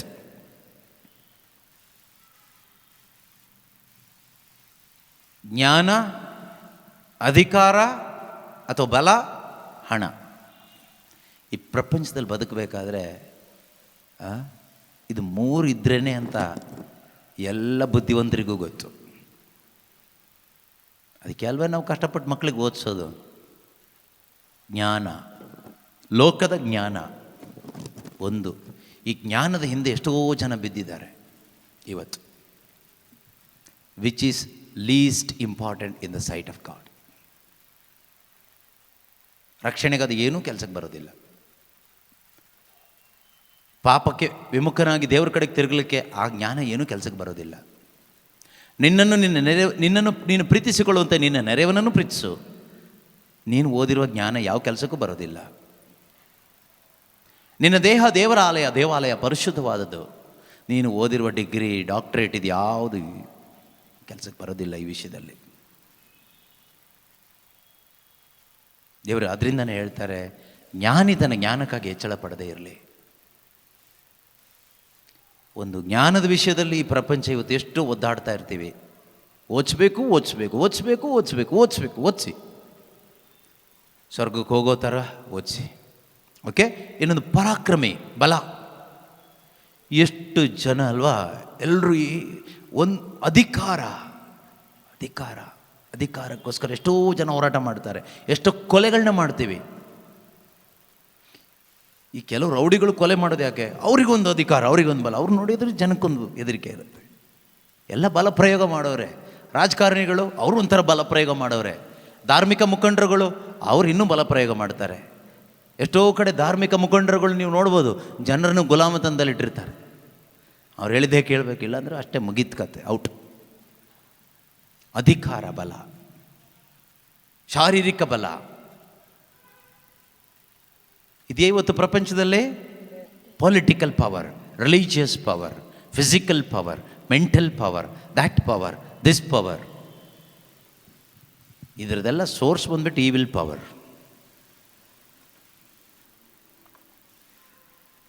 ಪರಾಕ್ರಮಿತನ ಪರಾಕ್ರಮಕ್ಕಾಗಿ ಐಶ್ವರ್ಯವಂತನು ತನ್ನ ಐಶ್ವರ್ಯಕ್ಕಾಗಿ ಹೆಚ್ಚಳ ಪಡೆದಿರಲಿ. ಇನ್ನೊಂದು ದುಡ್ಡು. ಒಂದು ಒಳ್ಳೆ ಜ್ಞಾನ ಬೇಕು, ಅಥವಾ ಒಳ್ಳೆ ಅಧಿಕಾರ ಬೇಕು, ಅಥವಾ ಕೈ ತುಂಬ ದುಡ್ಡು ಬೇಕು. ಇದೆ ಅಲ್ವಾ ಈ ಪ್ರಪಂಚದ್ದು? ಪ್ರಪಂಚ ಹೇಳ್ಕೊಡೋದಿದೆ ಅಲ್ವಾ? ನಾವು ಬೆಳಗಿಂದ ಸಂಜೆ ತನಕ ಒದ್ದಾಡ್ತಾ ಇರೋದು ಇದಕ್ಕೆ ಅಲ್ವಾ? ನಮ್ಮ ನರಳಾಟ ಇದೇ ವಿಷಯಕ್ಕೆ ಸಂಬಂಧಪಟ್ಟಾಗೆ ಅಲ್ವಾ? ಐಶ್ವರ್ಯವಂತ ತನ್ನ ಐಶ್ವರ್ಯಕ್ಕಾಗಿ ಹೆಚ್ಚಳ ಪಡದೇ ಇರಲಿ. ಯಾಕೆ ಅನ್ನೋ ಪ್ರಶ್ನೆಗೆ ಉತ್ತರ ಇಷ್ಟೇನೆ. ಬರಿಗೈಯಲ್ಲಿ ಬಂದೆ ತಾಯಿಯ ಗರ್ಭದಿಂದ, ಬರಿಗೈಯಲ್ಲಿ ಹೋಗುವೆ ಇಲ್ಲಿಂದ. ಪೌಲ ತಿಮೋತಿಗೆ ಹೇಳ್ತಾನೆ, ಹುಟ್ಟಿದಾಗ ನಾವು ಏನನ್ನೂ ತರಲಿಲ್ಲ, ಹೋಗುವಾಗ ಏನನ್ನು ಹೊತ್ಕೊಂಡು ಹೋಗೋದೂ ಇಲ್ಲ. ನಿನ್ನ ಜ್ಞಾನ ನಿನ್ನನ್ನು ಸ್ವರ್ಗಕ್ಕೆ ಕರ್ಕೊಂಡು ಹೋಗೋದಿಲ್ಲ, ನಿನ್ನ ಅಧಿಕಾರ ಬಲ ನಿನ್ನನ್ನು ಸ್ವರ್ಗಕ್ಕೆ ಕರ್ಕೊಂಡು ಹೋಗೋದಿಲ್ಲ, ನಿನ್ನ ಆಸ್ತಿ ಅಂತಸ್ತು ಶ್ರೀಮಂತಿಕೆ ನಿನ್ನನ್ನು ಸ್ವರ್ಗಕ್ಕೆ ಕರ್ಕೊಂಡು ಹೋಗೋದಿಲ್ಲ. ನಿನ್ನನ್ನು ಸ್ವರ್ಗಕ್ಕೆ ಕರ್ಕೊಂಡು ಹೋಗೋದು ಯಾವುದು? ಹಾಗಾದರೆ ಯೇಸು ಕ್ರಿಸ್ತನಲ್ಲಿ ನೀನಿಟ್ಟ ಭರವಸೆ, ಯೇಸು ಕ್ರಿಸ್ತನಾಗಿರ್ತಕ್ಕಂಥ ಬಂಡೆ ಮೇಲೆ ನಿನ್ನ ಜೀವನ ಕಟ್ಕೊಂಡಿದ್ರೆ ಅದು ಮಾತ್ರನೇ ಸ್ವರ್ಗಕ್ಕೆ ಕರ್ಕೊಂಡು ಹೋಗೋದು. ಅದಕ್ಕೆ ಪ್ಲಸ್ಸು ಇಲ್ಲ, ಮೈನಸ್ಸು ಇಲ್ಲ. ಕ್ರೈಸ್ಟ್ ಅಲೋನ್, ಯೇಸು ಮಾತ್ರ. ಆ ನಾಮದಿಂದಲ್ಲದೆ, ಅವರಿಂದಲ್ಲದೆ ಇನ್ಯಾರಿಂದಲೂ, ಯಾವ ನಾಮದಿಂದಲೂ ನಮಗೆ ಪಾಪ ಕ್ಷಮೆ ಇಲ್ಲ, ನಿತ್ಯ ಜೀವನೂ ಇಲ್ಲ. ಆದರೆ ಇವತ್ತು ಆ ನಾಮದ ಶಕ್ತಿ, ಆ ನಾಮದ ಮಹತ್ವ ನಮಗೆ ಅರ್ಥ ಆಗ್ತಾ ಇಲ್ಲ. ಕ್ರೈಸ್ತರಾಗಿದ್ದರೂ ಕೂಡ ನಮಗೆ ದುಡ್ಡಿನ ಬೆಲೆ ಗೊತ್ತು, ಅಧಿಕಾರದ ಬೆಲೆ ಗೊತ್ತು, ವಿದ್ಯಾಭ್ಯಾಸದ ಬೆಲೆ ಗೊತ್ತು, ನಮಗೆ ಜಮೀನು ಬೆಲೆ ಗೊತ್ತು, ಒಡವೆ ಬೆಲೆ ಗೊತ್ತು, ಎಲ್ಲ ಬೆಲೆನೂ ಗೊತ್ತು. ಯೇಸು ಬೆಲೆ ಗೊತ್ತಾ? Do you know the value of Christ? ಪ್ರತಿ ಭಾನುವಾರ ಅಥವಾ ಪ್ರತಿ ದಿನ ನಾವು ಚರ್ಚಿಗೆ ಬಂದು ಬಲಿಪೂಜೆಯಲ್ಲಿ ಭಾಗವಹಿಸಿ ರೊಟ್ಟಿ ಮತ್ತು ದ್ರಾಕ್ಷಾರಸವನ್ನು ಹಂಚುವಾಗ ಏನಂತ ಹೇಳ್ತಾರೆ? ಇದು ಯೇಸು ಸ್ವಾಮಿಯ ಶರೀರ ಮತ್ತು ರಕ್ತ. Do you know the value of his body and blood? Do you know the value of Christ? Do you know the value of God? You know the value of education? You know the value of so many ABCD, XYZ? How many of you truly know the value of Christ? How many of you truly know the value of body and blood of Christ? How many of you know the value of the sacrifice of Jesus Christ? ನಿಮ್ಮಲ್ಲಿ ಎಷ್ಟು ಜನಕ್ಕೆ ನಿಜವಾಗಲೂ ಗೊತ್ತು ಕ್ರಿಸ್ತ ಯೇಸುವಿನ ಆ ಶಿಲುಬೆ ಮರಣದ ಬೆಲೆ ಏನು, ಆತನ ಶರೀರ ರಕ್ತದ ಬೆಲೆ ಏನು, ಆತನ ಬೆಲೆ ಏನು, ಆ ನಾಮದ ಬೆಲೆ ಏನು ಅನ್ನೋದು ಎಷ್ಟು ಜನಕ್ಕೆ ನಿನಗೆ ಗೊತ್ತು? ನಮಗೆ ಗೊತ್ತಿರೋದೇನು ಗೊತ್ತಾ? ದುಡ್ಡಿನ ಬೆಲೆ ಗೊತ್ತು, ಜಮೀನು ಬೆಲೆ ಗೊತ್ತು, ನಮ್ಮದು ಕಿಡ್ನಿದ ಬೆಲೆ ಗೊತ್ತು, ಹಾರ್ಟ್ದ ಬೆಲೆ ಗೊತ್ತು, ಲಿವರ್ ಬೆಲೆ ಗೊತ್ತು. ನಾವು ಹೇಳ್ತೀವಲ್ಲ, ಅಪ್ಪ ಅಮ್ಮನ ಬೆಲೆ ನಿಂಗೆ ಗೊತ್ತಿಲ್ಲ, ಅದಕ್ಕೆ ನಿನಗೆ ಮಾತಾಡೋದು. ಒಂದು ಗಂಡ, ಒಳ್ಳೆ ಗಂಡನ ಬೆಲೆ ಗೊತ್ತಿಲ್ಲ, ಅದಕ್ಕೆ ನಿನಗೆ ಮಾತಾಡ್ತೀಯ. ಒಳ್ಳೆ ಹೆಂಡತಿ ಬೆಲೆ ನಿನಗೆ ಗೊತ್ತಿಲ್ಲ, ಅದಕ್ಕೆ ನಿನಗೆ ಮಾತಾಡ್ತೀಯ.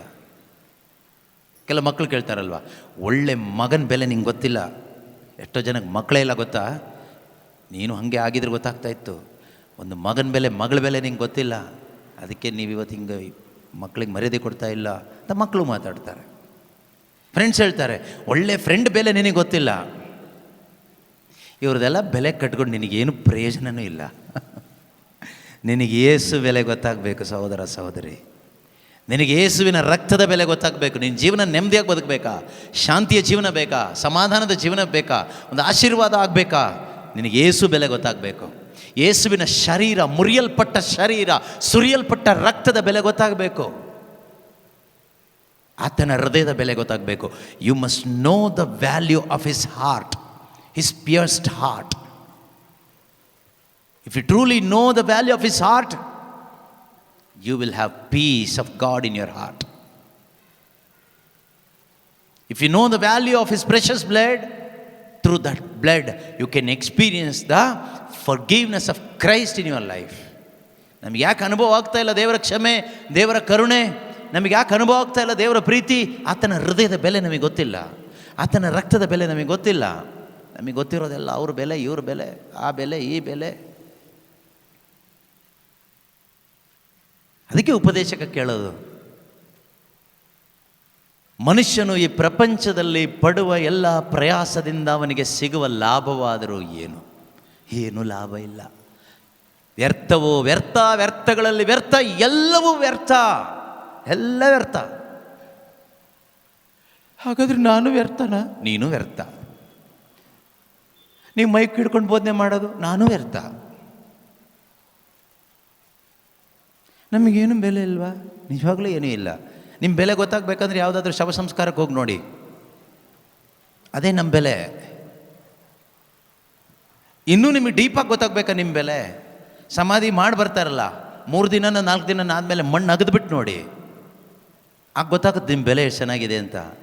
ಹುಳಗಳು ಓಡಾಡ್ತಾ ಇರುತ್ತೆ ಎಲ್ಲಾದರೂ ಅಲ್ಲಿ ಇಲ್ಲಿ ದಾರಿ ಸೈಡಲ್ಲಿ, ರೋಡ್ ಸೈಡಲ್ಲಿ ನಾಯಿನೋ ಹಸುನೋ ಸತ್ತಾಗ ಸ್ವಲ್ಪ ದಿವಸ ಆದಮೇಲೆ ಅದ್ರ ಮೇಲೆ ಹುಳಗಳು ಹೀಗೆ ಗೂಡು ಕಟ್ಕೊಂಡು ಓಡಾಡ್ತಾ ಇರುತ್ತಲ್ಲ, ಅದೇ ರೀತಿಯಲ್ಲಿ ಆ ಸುಣ್ಣ ಬಳಿದ ಸಮಾಧಿನ ಓಪನ್ ಮಾಡಿ ನೋಡಿ, ಯಾವುದಾದ್ರೂ ನಿಮ್ಮ ಬೆಲೆ ಗೊತ್ತಾಗಬೇಕಲ್ವಾ? ಅದೇ ಬೆಲೆ.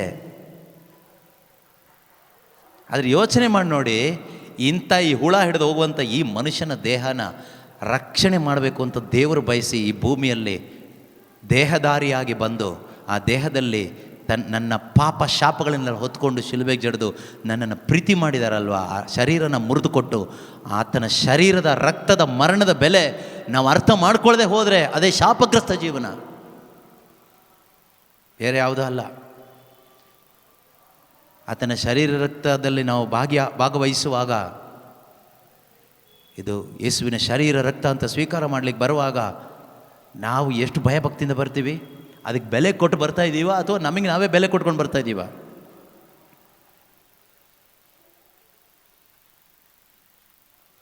ಥಿಂಕ್ ಮಾಡಬೇಕು ಪ್ರೀತಿಯ ಸಹೋದರ ಸಹೋದರಿಯರೇ. ಇದನ್ನೆಲ್ಲ ದೇವರ ಆತ್ಮರು ನಮಗೆ ಯಾಕೆ ಹೇಳ್ತಾ ಇದ್ದಾರೆ ಅಂದರೆ, ನಾವು ಯಾರು ನಾಶ ಆಗಿ ಹೋಗಬಾರ್ದು. ನಾವೆಲ್ಲರೂ ದೇವರ ಮಕ್ಕಳಾಗಿ ಈ ಪ್ರಪಂಚದಲ್ಲಿ ಬದುಕಬೇಕು, ದೇವರ ದಾರಿಯಲ್ಲಿ ಬದುಕಬೇಕು, ಸಮಾಧಾನವುಳ್ಳವರಾಗಿ ಬದುಕಬೇಕು, ಶಾಂತಿ ಉಳ್ಳವರಾಗಿ ಬದುಕಬೇಕು, ಆನಂದವುಳ್ಳವರಾಗಿ ಬದುಕಬೇಕು. ಅದು ದೇವರು ಬಯಸ್ತಾ ಇದ್ದಾರೆ. ದೇವರು ಹೇಳ್ತಾರೆ 24ನೇ ವಾಕ್ಯದಲ್ಲಿ, ಹೆಚ್ಚಳ ಪಡುವವನು ನನ್ನನ್ನು ತಾನು ತಿಳಿದುಕೊಂಡಿದ್ದಕ್ಕಾಗಿ ಹೆಚ್ಚಳ ಪಡಲಿ. ಜಗದಲ್ಲಿ ಅಚಲ ಪ್ರೀತಿಯನ್ನು, ನ್ಯಾಯ ನೀತಿಯನ್ನು ತೋರ್ಪಡಿಸುವ ಸರ್ವೇಶ್ವರ ನಾನೇ. But let those who boast in this, that they understand and know me, that I am the Lord. I act with steadfast love, justice and righteousness in the earth. ಪ್ರೀತಿ, ನೀತಿ, ನ್ಯಾಯಗಳಲ್ಲಿ ಸಂತೋಷ ಪಡುವ ದೇವರು ನಾನು. ನನ್ನನ್ನು ನೀನು ಅರ್ಥ ಮಾಡ್ಕೊ. ಅವ್ರನ್ನ ಅರ್ಥ ಮಾಡ್ಕೊಂಡ್ರೆ ನಮ್ಮ ಜೀವನದಲ್ಲಿ ಏನಿರುತ್ತೆ? ಪ್ರೀತಿ, ನೀತಿ, ನ್ಯಾಯ ಇರುತ್ತೆ. ಇವತ್ತು ಕ್ರೈಸ್ತರಾದ ನಮ್ಮ ಜೀವನದಲ್ಲಿ ಪ್ರೀತಿ ಇದೆಯಾ? ಈ ಪ್ರಾಣಿಗಳ ಪ್ರೀತಿ ಅಲ್ಲ, ದೈವ ಪ್ರೀತಿ ಇದೆಯಾ? ಅದೇನಂತ ಗೊತ್ತಿದ್ದಿರ್ತಾನೆ ಅಲ್ವಾ? ಯೇಸು ಪ್ರೀತಿ ಇದ್ದರೆ ಭೀತಿ ಇಲ್ಲ ನಮ್ಮ ಜೀವನದಲ್ಲಿ. ಯೇಸುವಿನ ಪ್ರೀತಿ ಇದ್ದರೆ ಭೀತಿ ಇಲ್ಲ. ನಾವು ತಿಳ್ಕೊಂಡ್ರೆ ನಮ್ಮಷ್ಟು ಯಾರು ಪ್ರೀತಿ ಮಾಡ್ತಾ ಇಲ್ಲ ಅಂತ. ಅದೇ ದೊಡ್ಡ ಪ್ರಾಬ್ಲಮ್. ಎಷ್ಟೋ ಕುಟುಂಬಗಳು ಒಡೆದು ಹೋಗಿರೋದು ಹೇಗೆ ಗೊತ್ತಾ? ಇದೇ ಪ್ರಾಬ್ಲಮಿಂದಾನೆ. ನನ್ನಷ್ಟು ಯಾರು ಪ್ರೀತಿಸ್ತಾರೆ ಬ್ರದರ್? ನನ್ನ ಗಂಡನ್ನ ನೋಡಿ, ನನ್ನ ಹೆಂಡತಿನ ನಾನು ಪ್ರೀತಿಸಿದಷ್ಟು, ನನ್ನ ಗಂಡನ ನಾನು ಪ್ರೀತಿಸಿದಷ್ಟು ಯಾರು ಪ್ರೀತಿಸ್ತಾರಾ? ಪಕ್ಕದ ಮನೆ ನೋಡಿ ಅವ್ರು ಹೇಗಿದ್ದಾರೆ, ಈ ಮನೆ ನೋಡಿ ಇವ್ರ ಗಂಡ ಹೆಂಡತಿ ಹೇಗಿದ್ದಾರೆ, ಅವರೆಲ್ಲರಿಗಿಂತ ನಾವು ತಾನೇ ಜಾಸ್ತಿ ಪ್ರೀತಿಸ್ತಾ ಇದ್ದೀವಿ. ಆವಾಗ ಇವ್ರು ಪ್ರೀತಿಸ್ಬೇಕಲ್ವ? ನೀನು ಯಾವಾಗ ಏಸು ಆಗ್ತೀಯೋ ಆಗನೇ ಹೋಗೋದು. Don't replace Jesus with you. Don't replace Jesus with anybody. Let him be the Lord forever. Jesus Christ is Lord forever. ಅವರೆಂದೆಂದಿಗೂ ಕರ್ತನಾಗಿರಲಿ, ಪ್ರಭುವಾಗಿರಲಿ ನಿನ್ನ ಕುಟುಂಬದಲ್ಲೂ ನಿನ್ನ ಜೀವನದಲ್ಲೂ. ಆಗ ನಿನ್ನ ಕುಟುಂಬ ಸಮಾಧಾನದ ಮನೆಯಾಗಿರ್ತದೆ. ನಿನ್ನ ಹೃದಯ ಆನಂದದ ಆಲಯವಾಗಿರ್ತದೆ, ದುಃಖದ ಆಲಯ ಆಗಿರೋದಿಲ್ಲ, ಟೆನ್ಷನ್ ಆಲಯ ಆಗಿರೋದಿಲ್ಲ. ಅದರಿಂದ ಪ್ರೀತಿಯ ಸಹೋದರ ಸಹೋದರಿಯರಿಗೆ ನಿಲ್ಲಿಸ್ತಾ ಇದ್ದೀನಿ. ಬೇರೆ ಕಡೆಗೆ ಹೋಗಬೇಕು ಟ್ರೈನಿಗೆ. ಆದ್ದರಿಂದ ಮುಂದಿನ ವಾರ ಮತ್ತೆ ಅಥವಾ ಮುಂದಿನ ದಿವಸಗಳಲ್ಲಿ ಪ್ರಾರ್ಥನೆ ನಡೆಯುವಾಗ ಹೆಚ್ಚು ವಾಕ್ಯಗಳನ್ನ ಕಲಿತ್ಕೊಳ್ಳೋಣ, ಕೇಳಿಸ್ಕೊಳ್ಳೋಣ. ಯಾಕೆಂದರೆ ನಮಗೆ ಬದುಕಲಿಕ್ಕೆ ವಾಕ್ಯ ಇಲ್ಲದೆ ಬದುಕೋಕ್ಕಾಗಲ್ಲ ಈ ಪ್ರಪಂಚದಲ್ಲಿ. ಅದು ಇದು ಟೆನ್ಷನ್ ಈ ಪ್ರಪಂಚದಲ್ಲಿ ಇದ್ದೇ ಇರುತ್ತೆ. ಇದನ್ನೆಲ್ಲ ಬ್ರೇಕ್ ಮಾಡಿ ನಾವು ದೇವರ ಮಕ್ಕಳಾಗಿ ದೇವರ ದಾರಿಯಲ್ಲಿ ಹೋಗಲಿಕ್ಕೆ ದೇವರ ವಾಕ್ಯಗಳು ಸತ್ಯ ನಮ್ಮ ಹೃದಯದಲ್ಲಿ ಬಿತ್ತಲ್ಪಟ್ಟಾಗ ಮಾತ್ರನೇ. ಆ ವಾಕ್ಯಗಳಿಲ್ಲದೆ ಇದ್ದರೆ ಜೀವ ಇಲ್ಲ. ನಮ್ಮ ಜೀವನ ಒಂದು ರೀತಿ ಮರಣದ ಥರ ಇರುತ್ತೆ. ಅದರಿಂದ ದೇವರು ಕೊಟ್ಟ ವಾಕ್ಯಕ್ಕಾಗಿ ಎದ್ದು ನಿಂತು ದೇವರಿಗೆ ಸ್ತೋತ್ರ ಹೇಳೋಣ. ಅಪ್ಪ ತಂದೆಯಾದ ದೇವರೇ, ನೀನು ಒಳ್ಳೆಯ ದೇವರಾಗಿದ್ದೀರಪ್ಪ. ನಮ್ಮನ್ನು ಮ್ಯಾನುಫ್ಯಾಕ್ಚರ್ ಮಾಡಿದಂಥ ದೇವರು ನೀವಾಗಿದ್ದೀರಾ, ನಮ್ಮನ್ನು ತಯಾರು ಮಾಡಿದವರು ನೀವಾಗಿದ್ದೀರಿ ಅಪ್ಪ. ಅದಕ್ಕಾಗಿ ನಿಮಗೆ ಸ್ತೋತ್ರ ಅಪ್ಪ. ನಮಗೇನು ಬೇಕು ಏನು ಬೇಡ ಎಂಬುದನ್ನು ತೀರ್ಮಾನ ಮಾಡಬೇಕಾಗಿರೋದು ನೀವಪ್ಪ. ನಿಮ್ಮ ತೀರ್ಮಾನದ ಪ್ರಕಾರ ನಾವು ನಡೆಯುವಂತೆ ಬೇಕಾದ ಜ್ಞಾನದಿಂದಲೂ ಕೃಪೆಯಿಂದಲೂ ನಮ್ಮನ್ನು ತುಂಬಿಸಿರಿ ಸ್ವಾಮಿ. ಆ ಜ್ಞಾನ ವಿವೇಚನೆಯ ಆತ್ಮರು ನಮ್ಮೊಬ್ಬೊಬ್ಬರಲ್ಲಿ ಕ್ರಿಯೆ ಮಾಡುವಂತೆ ಆಗಲಿ ಅಪ್ಪ. ನಾವು ನಮ್ಮಲ್ಲಿಯೂ ಲೋಕದಲ್ಲಿಯೂ ಮನುಷ್ಯನಲ್ಲಿಯೂ ಯಾರಲ್ಲಿಯೂ ಯಾವುದರಲ್ಲಿಯೂ ಹೆಚ್ಚಳ ಪಡದೆ ಯೇಸುವೆ ನಿನ್ನಲ್ಲಿ ಮಾತ್ರ ನಿನ್ನ ಶಿಲುಬೆಯ ಮರಣದಲ್ಲಿ ಮಾತ್ರ ನಾವು ಹೆಚ್ಚಳ ಪಡಲು ಬೇಕಾದ ಜ್ಞಾನ ವಿವೇಚನೆ ಆತ್ಮರಿಂದ ನಮ್ಮನ್ನು ತುಂಬಿಸಿರಿ ಅಪ್ಪ. ಇನ್ನು ಹೆಚ್ಚಾಗಿ ನಿಮ್ಮನ್ನು ಅರಿತುಕೊಳ್ಳುವಂಥ ಜ್ಞಾನ ವಿವೇಚನೆಯಿಂದ ನಮ್ಮೊಬ್ಬೊಬ್ಬರನ್ನು ತುಂಬಿಸಿರಿ ಅಪ್ಪ. ಈ ಲೋಕದಲ್ಲಿ ಕರ್ತನೆ ಸಂತೋಷ ಸಮಾಧಾನದ ನಮ್ಮ ಜೀವಿತದಲ್ಲಿ ನಾವು ಅನುಭವಿಸುತ್ತಾ ನಿಮ್ಮನ್ನು ಮಹಿಮೆ ಪಡಿಸುತ್ತಾ ಬದುಕಲು ಬೇಕಾದ ಆ ದೈವ ಜ್ಞಾನ ಪ್ರತಿಯೊಬ್ಬರಲ್ಲಿಯೂ ತುಂಬಲ್ಪಡಲಿ ಅಪ್ಪ. ನಾವು ಈ ದಿನ ಆಲಿಸಿದ ವಾಕ್ಯಗಳನ್ನು ಮನೆಗೆ ಹೋದ ಮೇಲೂ ಕೂಡ ಅದನ್ನು ಧ್ಯಾನಿಸಿ ನಮ್ಮ ಜೀವನವನ್ನು ಯೇಸು ಆಗಿರುವ ಬಂಡೆಯ ಮೇಲೆ ಕಟ್ಟಿಕೊಂಡು ಜೀವಿಸುವಂತೆ ಬೇಕಾದ ಜ್ಞಾನ ಒಬ್ಬೊಬ್ಬರಲ್ಲಿಯೂ ತುಂಬಲ್ಪಡಲಿ ಅಪ್ಪ. ದೈವ ಜ್ಞಾನಕ್ಕೆ ವಿರುದ್ಧವಾಗಿ ತಲೆ ಎತ್ತಿರುವ ಎಲ್ಲ ಆತ್ಮಿಕವಾದ ಆಲೋಚನೆಗಳು, ಕೋಟೆಗಳು ಯೇಸು ನಮ್ಮದು ಅಧಿಕಾರದಲ್ಲಿ ಲಯವಾಗಿ ಹೋಗಲಿ. ಪ್ರತಿಯೊಬ್ಬರು ಕೂಡ ಸತ್ಯದ ಅರಿವಿನಿಂದ ಸ್ವತಂತ್ರವನ್ನು ಹೊಂದಿಕೊಳ್ಳುವಂತೆ ಆಗಲಿ ಎಂದು ಪ್ರಾರ್ಥಿಸ್ತಾ ಇದ್ದೇವೆ. Thank you Jesus, praise you Jesus, hallelujah. ಯೇಸುವೇ, ನೀವು ಕೊಟ್ಟಂತಹ ಈ ಅಲ್ಪ ಆಯಸ್ಸನ್ನು ಈ ಲೋಕದಲ್ಲಿ ನಿನ್ನ ಮಹಿಮೆಗಾಗಿ ಜೀವಿಸಲು, ನಿನ್ನ ನಾಮದ ಮಹಿಮೆಗಾಗಿ ಜೀವಿಸಲು ಬೇಕಾದ ಜ್ಞಾನ, ಕೃಪೆ, ಶಕ್ತಿ, ಅಭಿಷೇಕ ಒಬ್ಬೊಬ್ಬರಲ್ಲಿ ತುಂಬಲ್ಪಡಲಿ. ಹಾಲೆಲೂಯಾ. ದಾಹ ಉಳ್ಳವನಲ್ಲಿ ಜೀವ ಛಲ ಉಂಟಾಗಲಿ ಅಪ್ಪ. ಹಾಲೆಲೂಯಾ. ಸ್ತೋತ್ರ ಸ್ತೋತ್ರ ಸ್ತೋತ್ರ ಸ್ತೋತ್ರ ಯೇಸುವೇ, ಸ್ತೋತ್ರ ಅಪ್ಪ. ಒಳ್ಳೆಯ ದೇವರೇ, ಸ್ತೋತ್ರ. ಹಾಲೆಲೂಯಾ. Thank you Jesus. ನಿಮ್ಮನ್ನು ಗುರಿಯಾಗಿಟ್ಟು ಓಡಲು ಬೇಕಾದ ಕೃಪೆ ಒಬ್ಬೊಬ್ಬರಲ್ಲಿ ಉಂಟಾಗಲಿ ಅಪ್ಪ. Hallelujah. Thank you Jesus, praise you Jesus. Hallelujah. ನೀನೊಬ್ಬನೇ ಯೋಗ್ಯನಾಗಿದ್ದೀಯಪ್ಪ. You alone is worthy, you alone is worthy, you alone is worthy. Hallelujah. ಯೇಸುವೇ, ನೀ ಮಾತ್ರ ಯೋಗ್ಯನು, ನೀ ಮಾತ್ರ ಮಹಿಮೆಗೆ, ಸ್ತುತಿಗೆ, ಗೌರವಕ್ಕೆ ಯೋಗ್ಯನಾಗಿದೆಯಪ್ಪ. ಏಕೆಂದರೆ ನೀವೊಬ್ಬರೇ ದೇವರು, ನೀವೊಬ್ಬರೇ ರಕ್ಷಕರು, ನೀವೊಬ್ಬರೇ ಕರ್ತರು. ಹಾಲೆಲೂಯಾ. ಸ್ತೋತ್ರ ಸ್ತೋತ್ರ ಸ್ತೋತ್ರ. ಯೇಸು ನಾಮವನ್ನೇ ಮಹಿಮೆ ಹೊಂದಲಿ. ಹಾಲೆಲೂಯಾ. ಎಲ್ಲ ಮೊಣಕಾಲುಗಳು ಊರಲಿ, ಎಲ್ಲರೂ ಅವರೊಬ್ಬರನ್ನೇ ಕೊಂಡಾಡುವಂತೆ ಆಗಲಿ. ಹಾಲೆಲೂಯಾ. ಯೇಸುವೇ, ಸ್ತೋತ್ರ ಸ್ತೋತ್ರ ಸ್ತೋತ್ರ ಸ್ತೋತ್ರ. ಯೇಸುವೇ, ಈ ದಿನ ನೀವು ನಮಗೆ ಕೊಟ್ಟ ವಚನಗಳಿಗಾಗಿ ಸ್ತೋತ್ರ, ಸತ್ಯದ ಅರಿವಿಗಾಗಿ ಸ್ತೋತ್ರ. ಸೋತು ಹೋದ, ಕುಂದಿ ಹೋಗಿದ್ದ ನಮ್ಮ ಜೀವಿತಗಳನ್ನು ಮತ್ತೊಮ್ಮೆ ಕಟ್ಟಿದ್ದಕ್ಕಾಗಿ ಸ್ತೋತ್ರ, ಸವರಿದ್ದಕ್ಕಾಗಿ ಸ್ತೋತ್ರ, ಮತ್ತೊಮ್ಮೆ ಉಜ್ಜೀವನಗೊಳ್ಳುವಂತೆ ಮಾಡಿದ್ದಕ್ಕಾಗಿ ಸ್ತೋತ್ರ ಅಪ್ಪ. ನಮ್ಮ ಅಂತರಂಗವನ್ನು ನಿಮ್ಮ ವಾಕ್ಯದಿಂದ ಬೆಳಗಿಸಿದ್ದಕ್ಕಾಗಿ ಸ್ತೋತ್ರ, ನಮ್ಮಲ್ಲಿದ್ದ ಕತ್ತಲೆಯನ್ನು ತೆಗೆದು ಹಾಕಿದ್ದಕ್ಕಾಗಿ ಸ್ತೋತ್ರ ಅಪ್ಪ. ಶುಭ ಸಂದೇಶದ ಬೆಳಕನ್ನು ನಮ್ಮಲ್ಲಿ ಉಂಟು ಮಾಡಿದ ಬೆಳಕಾದ ದೇವರೇ, ನಿಮಗೆ ಸ್ತೋತ್ರವಾಗಲಿ. Thank you Holy Spirit, thank you Jesus. Hallelujah, hallelujah, hallelujah, hallelujah. ಯೇಸು ಕ್ರಿಸ್ತರ ನಾಮದಲ್ಲಿ ಪ್ರಾರ್ಥಿಸ್ತಾ ಇದ್ದೇವೆ ತಂದೆಯೇ, ಆಮೆನ್.